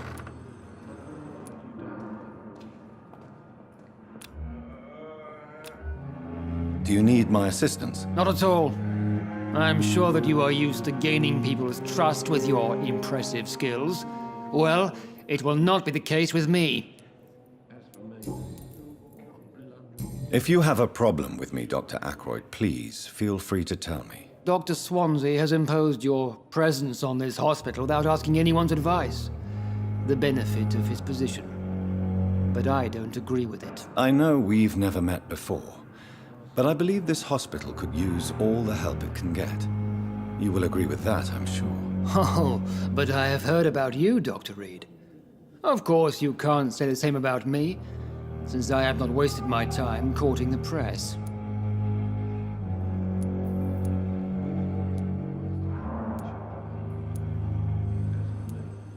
Aren't you too old for such jealousy? It really won't do you any good, you know. Don't be ridiculous, Dr. Reid. A simple glance is enough for me to know you have nothing for me to envy. Since your tenure in this hospital is longer than mine, perhaps you can tell me more about this place. Let's just say I'm tired of the carelessness around me. I have always respected the skills of Dr. Swansea, but over time, his enthusiasm has become displaced. Carelessness? Exactly what are you talking about? We're here to save lives. The people who trust us are not volunteering for experimentation. They're here to be healed. I don't intend to run any radical experiments, Doctor. Even if I, as any good practitioner should, express an interest in pushing the boundaries of medical research. Modern medical methods were created through audacity and ego. But there are rules in our line of work, and they're here to protect our patients.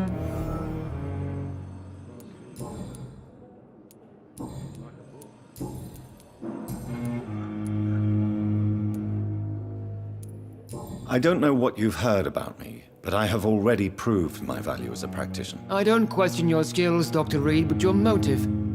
Is it money, fame, or are you truly dedicated? And what exactly is that supposed to mean? I served in the war just like you.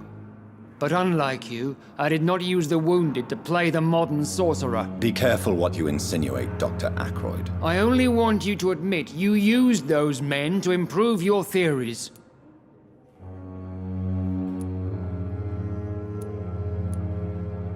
This is ridiculous. My blood transfusion technique saved many lives, and you know it. You see? That is exactly what I hate about people like you. You avoid this kind of accusation instead of facing reality. It seems you have bad memories of your military service. I refuse to see this industrial slaughter as scientific progress. War only reveals the worst in men. We can at least agree on something, Dr. Ackroyd. Thank you for your time. We'll talk later.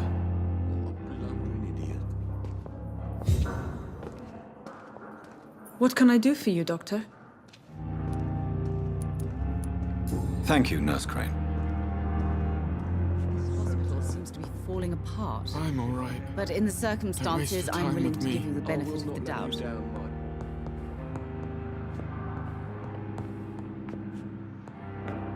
Good evening, madam. Can I help you? It's my son who needs you, sir. I'm Dr. Jonathan Reid. How can I help your son? I'm Beatrice Goswick, mother of Mortimer Goswick. Could you check on him, please, Dr. Reid? I've heard much of your talents as a physician.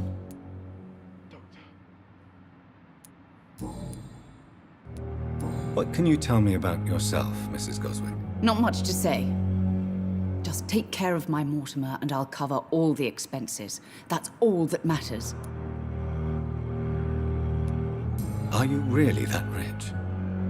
Most of the patients here are of a more humble origin, if I may say so. Yes, thanks to my husband. May he rest in peace. I can cover any needed medical expenses. May I ask if you have an occupation, Mrs. Goswick? I'm a teacher by profession. I teach young women who are more ambitious about their futures than their families. What do you think of your reception here? Any complaints? I have had the uttermost reservations about this hospital since we arrived.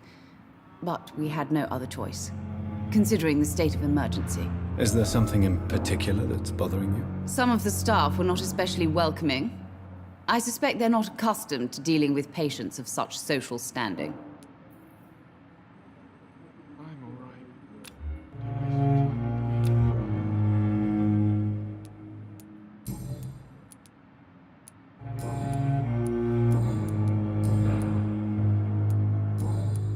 Goodbye, Mrs. Goswick.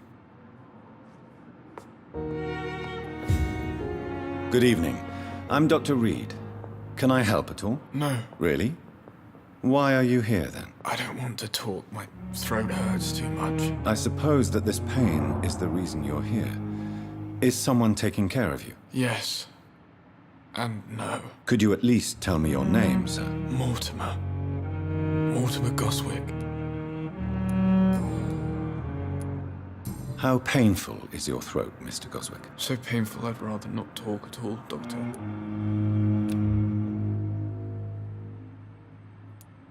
I'm sure you realize a doctor and his patient have to communicate, sir. Would it help if I gave you some paper and a pen? Not really. I see. Then maybe it's not just your throat that hurts, Mr. Goswick. Perhaps your sore throat is just the consequence of something more hurtful. Yes, maybe. But I don't want to talk or even write about it now.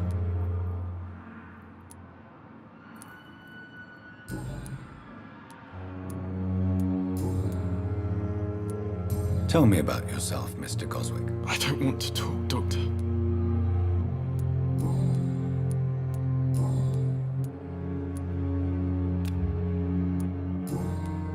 I have to go now, sir. But don't hesitate to contact me if you need any help. Good evening, sir. Doctor.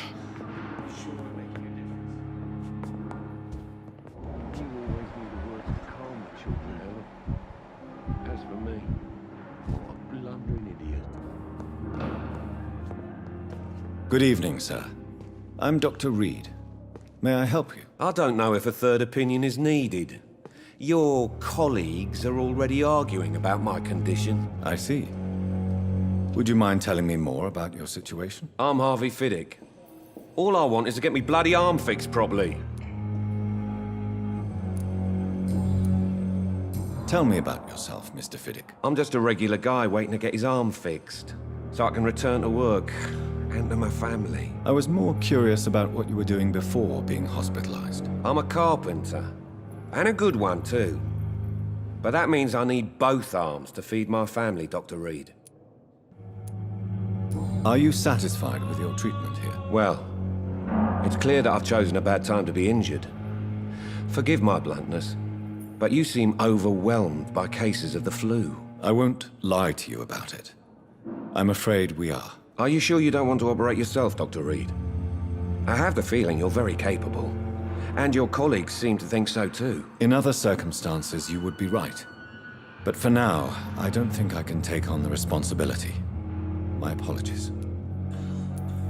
Tell me about the doctors who are arguing about your case. Strickland and Aykroyd. They both want the best for me, but there's a lot of pride there. Doctors are no different from carpenters, it seems. What do you mean? I often had professional arguments with rivals on a building site. Difference is, I disagreed about wood and nails, not flesh and bones.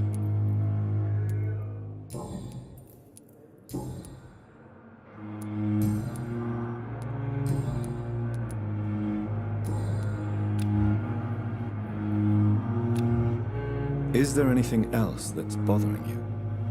Can I help in any way? I'm all right.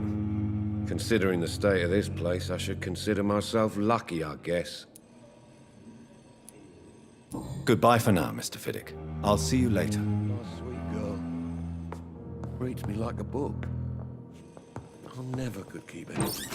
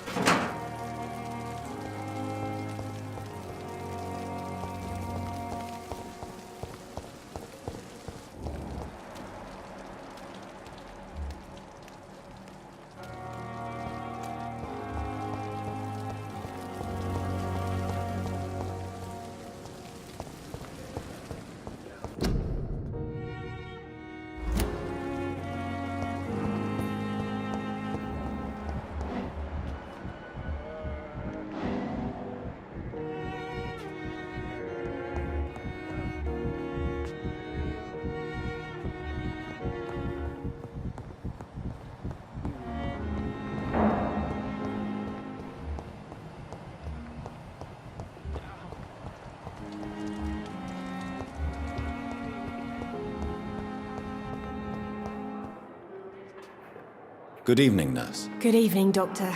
I don't think we've been introduced yet. My name is Pippa Hawkins. And I'm Dr. Jonathan Reid. Dr. Swansea has recently offered me a position in this hospital. Well, it's a euphemism that your help will be appreciated, Doctor.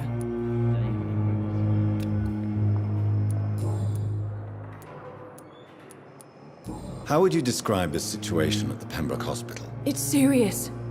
The flu is wreaking havoc amongst the staff and patients. We are running out of everything.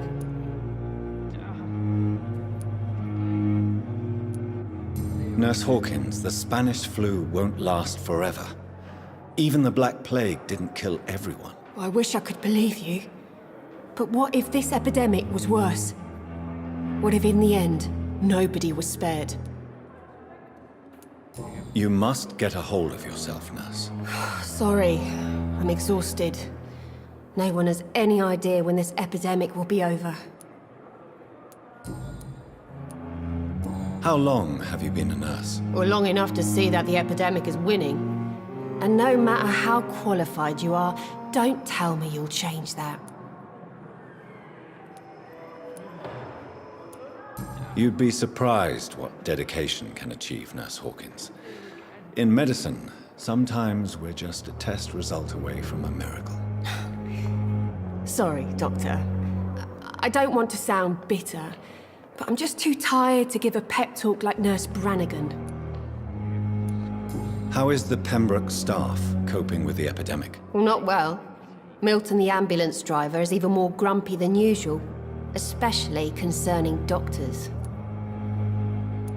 Why is Milton grumpy on a daily basis? Is it just an act? Milton's not the kind of man who's bothered about a bad reputation, whether he deserved it or not. Why does Milton dislike doctors? I don't know. Just ask him. But be warned, Milton is not the chatty type.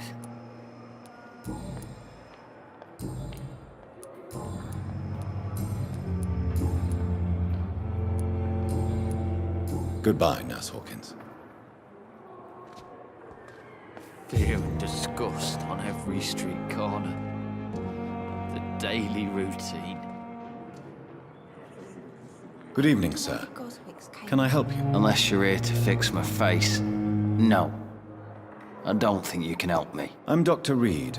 I've recently taken the position of head surgeon here. War injuries, am I right? You guessed right, Doctor. German shell took my pretty little mug right off. But they still call me Thomas Elwood.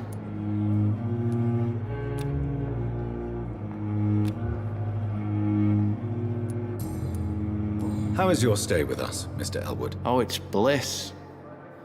I just escaped death in the trenches to be surrounded again by the moans of the dying. Can I ask you precisely why you're a patient here? It's the pain, sir.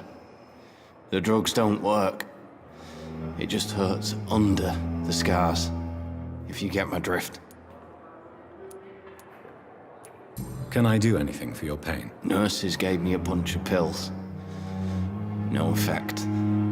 Told you. It's like the flames are under my skin, burning away. Who is treating you? Is someone in particular looking after your case? Nobody since the old and tired doctor spoke to me. Started to think I was forgotten about. Wouldn't blame you. You don't seem worried by that. My face hurts so much more when I smile or cry. I've learned it's easier not to speak. But be assured I'm smiling inside.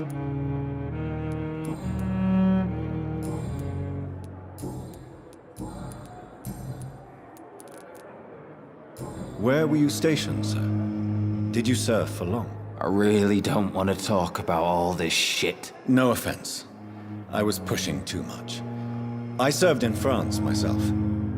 I just wanted to know what happened to you. You were an officer, weren't you?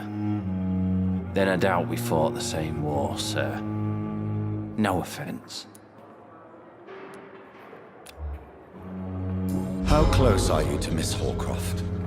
Are you aware that she thinks she is a vampire? To wait for her next nibble is the best reason to stay here. Every time she approaches my bed, she treats me like something tasty. A normal person. Aren't you afraid? She may hurt you if the game goes too far. She's quite harmless, I can assure you. Her head's broken inside is all. While I'm busted on the outside. But she's still beautiful. Living proof that there's hope for me. You do realize she's mentally disturbed. It's called the Cotard syndrome. She truly believes she's a vampire. In her madness, she never refers to my scars. And frankly, if I could, I'd join her world. It seems much more fun than the real one. So do you let her bite you? You know that's not sanitary. And why not? She's only supping a few drops of my blood. And the pain, It's real for once. She could decide to bite less willing patients. Then it's another good reason for me to stay here, Doctor.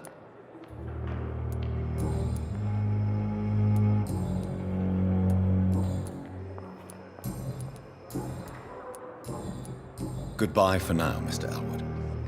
The skull on every street corner. The daily routine.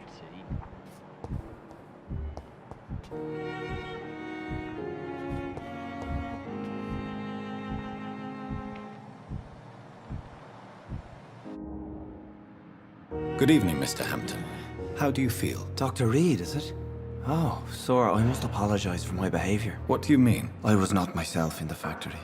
Fear and exhaustion made me say awful things to you, I'm afraid. You remained perfectly nice and polite. A little delirious, perhaps.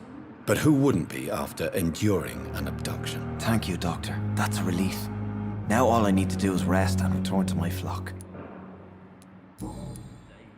How did you end up in William Bishop's den? I had received alarming news about his recent behavior.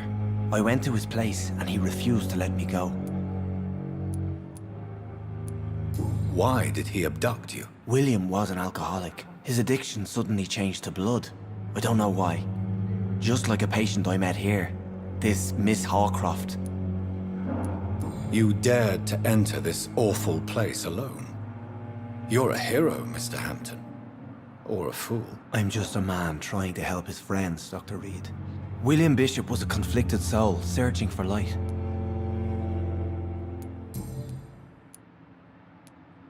What is the general situation in the East End docks? The situation has always been tough, with a lot of tensions between the gangs and the dockers' trade union.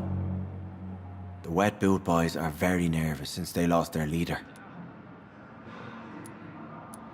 Who leads the gang now? Since Clay Cox went missing, it's his wife Edwina who runs the show, with the assistance of her minion, Booth Digby. Has the gang been threatening you? Ah, no. I've had this nickname for so long, you know, the sad saint of the East End. No one dares to bug a saint, not even criminals. Do you know Tom Watts, the bartender from the Turtle?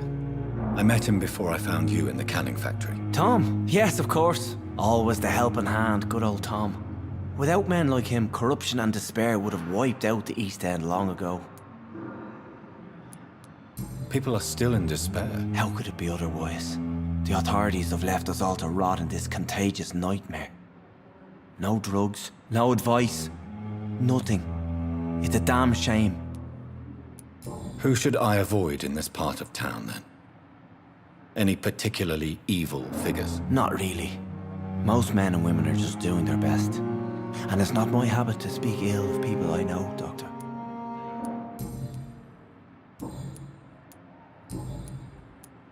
What do you do for a living, Mr. Hampton?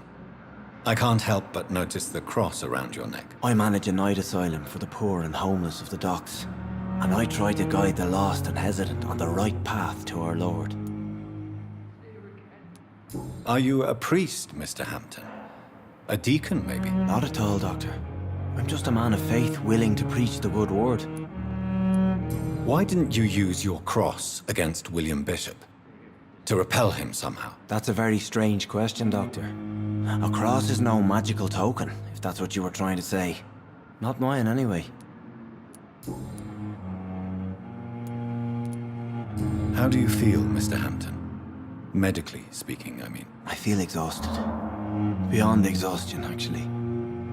William drank so much of my blood in his madness. I feel empty. You're in good hands here. Dr. Swansea is well versed in blood transfusion, and I'm sure he'll take the best care of you. Thank you, sir. I believe all I need is rest. And then I can go back to the people who need me. Have you made friends since you arrived? Not really, but I recognize Miss Harriet Jones. I knew her when she lived by the docks.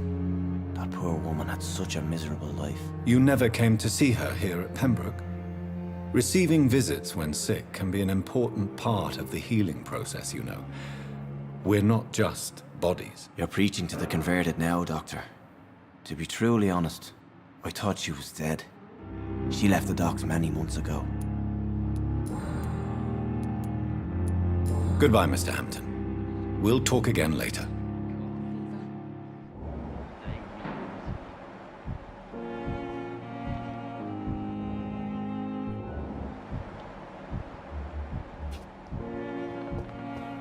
It's locked, all right.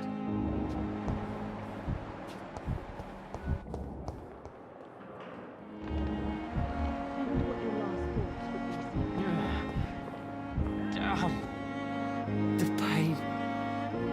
It's there again. Good evening, Miss Howcroft. How are you tonight? I need blood, Doctor. Warm, rich, vibrant blood.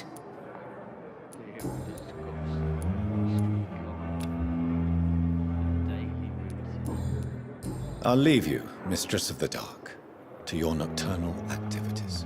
What your last thoughts would be, sir?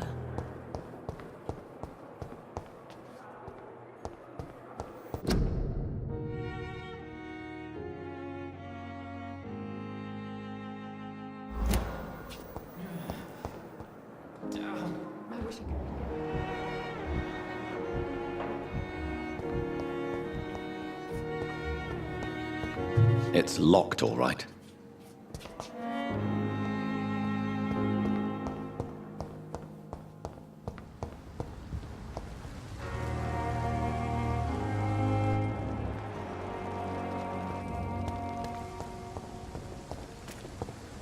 Thelma Howcroft said she was being watched by vampire hunters. Where are they hiding? I should investigate. I cannot enter. It's locked.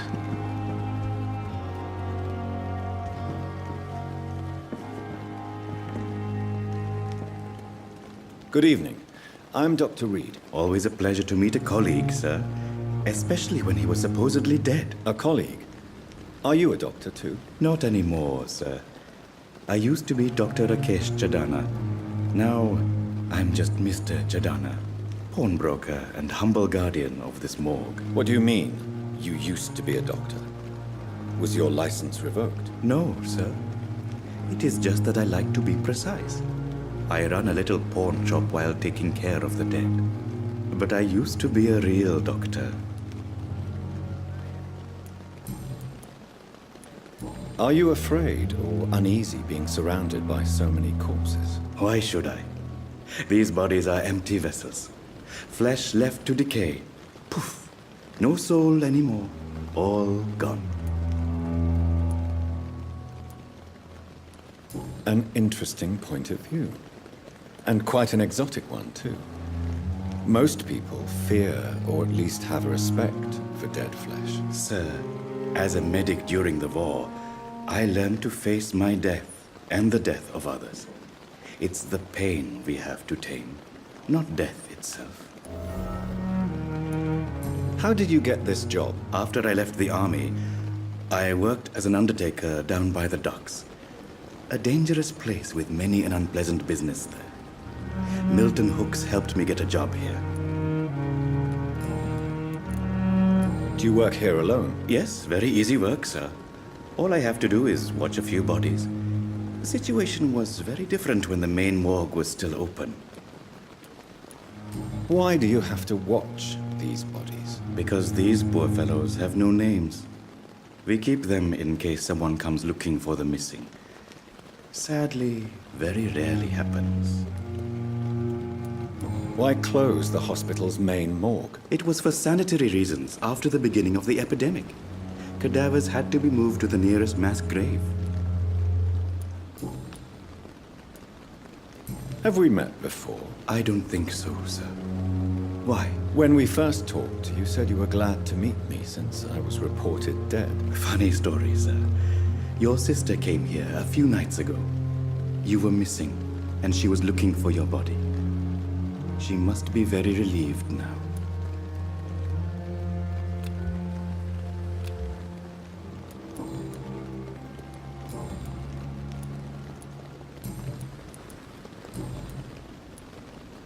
A pawnbroker? I expect you get all types of people here. Yes, sir. All kind of people. For I sell all kind of goods. Who comes here to trade with you? It's very unhygienic, even unsafe. Diseases can spread. For the customers, for the hospital. I'm very cautious, sir. I've been a doctor, remember? And all my clients are good people. In fact, I think I only know good people. What kind of goods? With the quarantine, it's not always easy to buy things. So I trade, I exchange. Some people sell, some others buy. I like to help.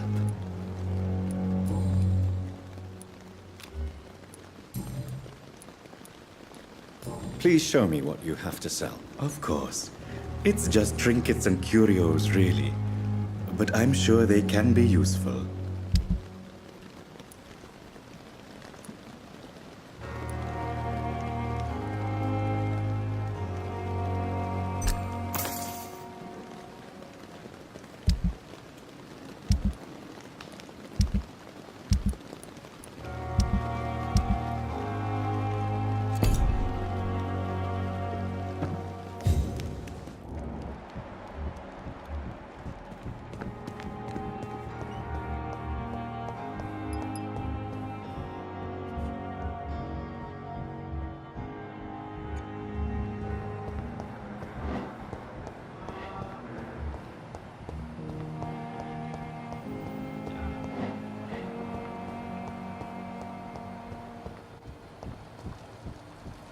I managed to arrange to have you buried.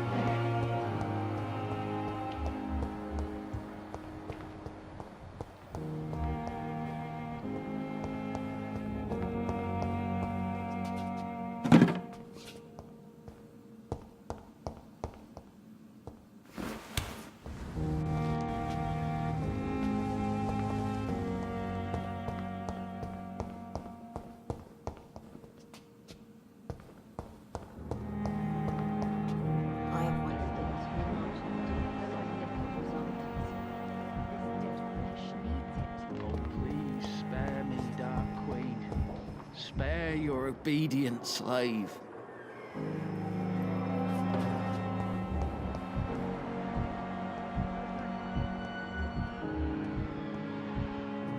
It's locked, all right.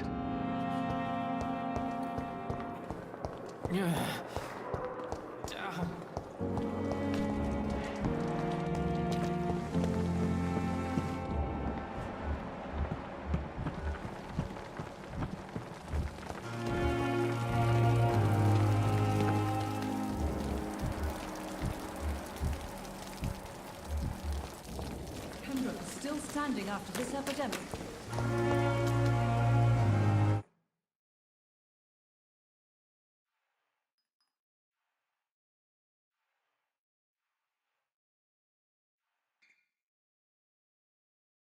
This is no time for self-pity. It is the last thing our patients need. Good evening, Milton. Good evening, Doctor. Still trying to save lives?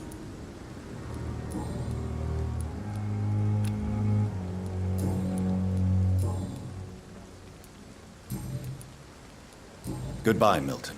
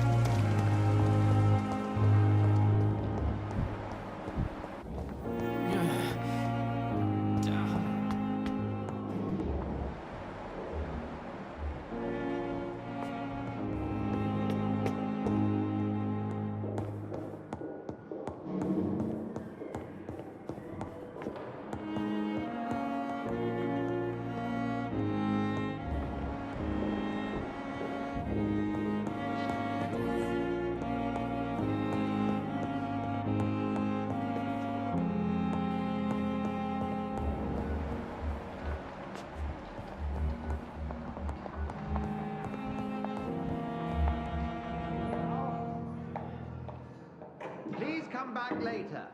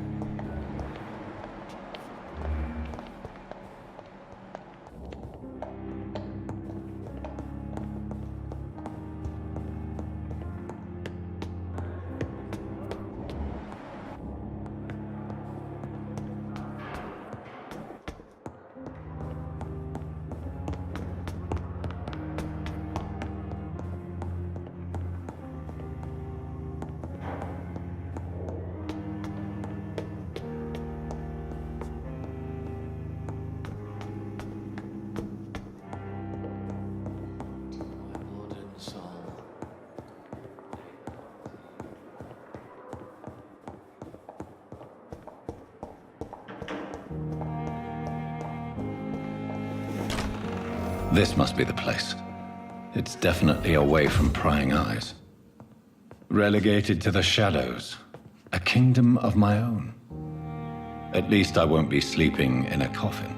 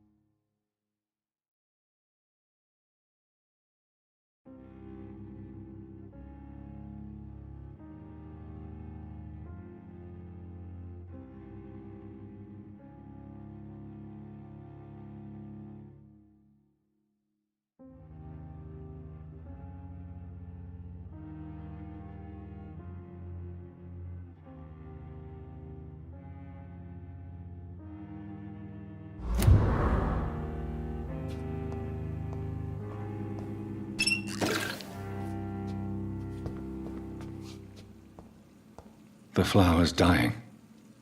It needs water.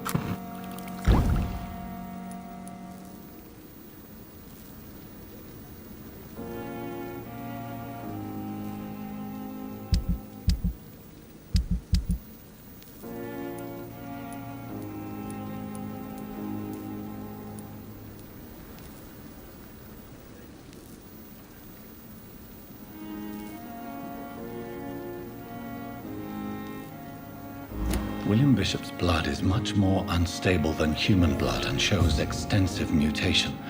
But this is not what happened to me. I must keep on searching. The sun is about to rise. I can feel it. I'll continue tomorrow night. I have so much time now.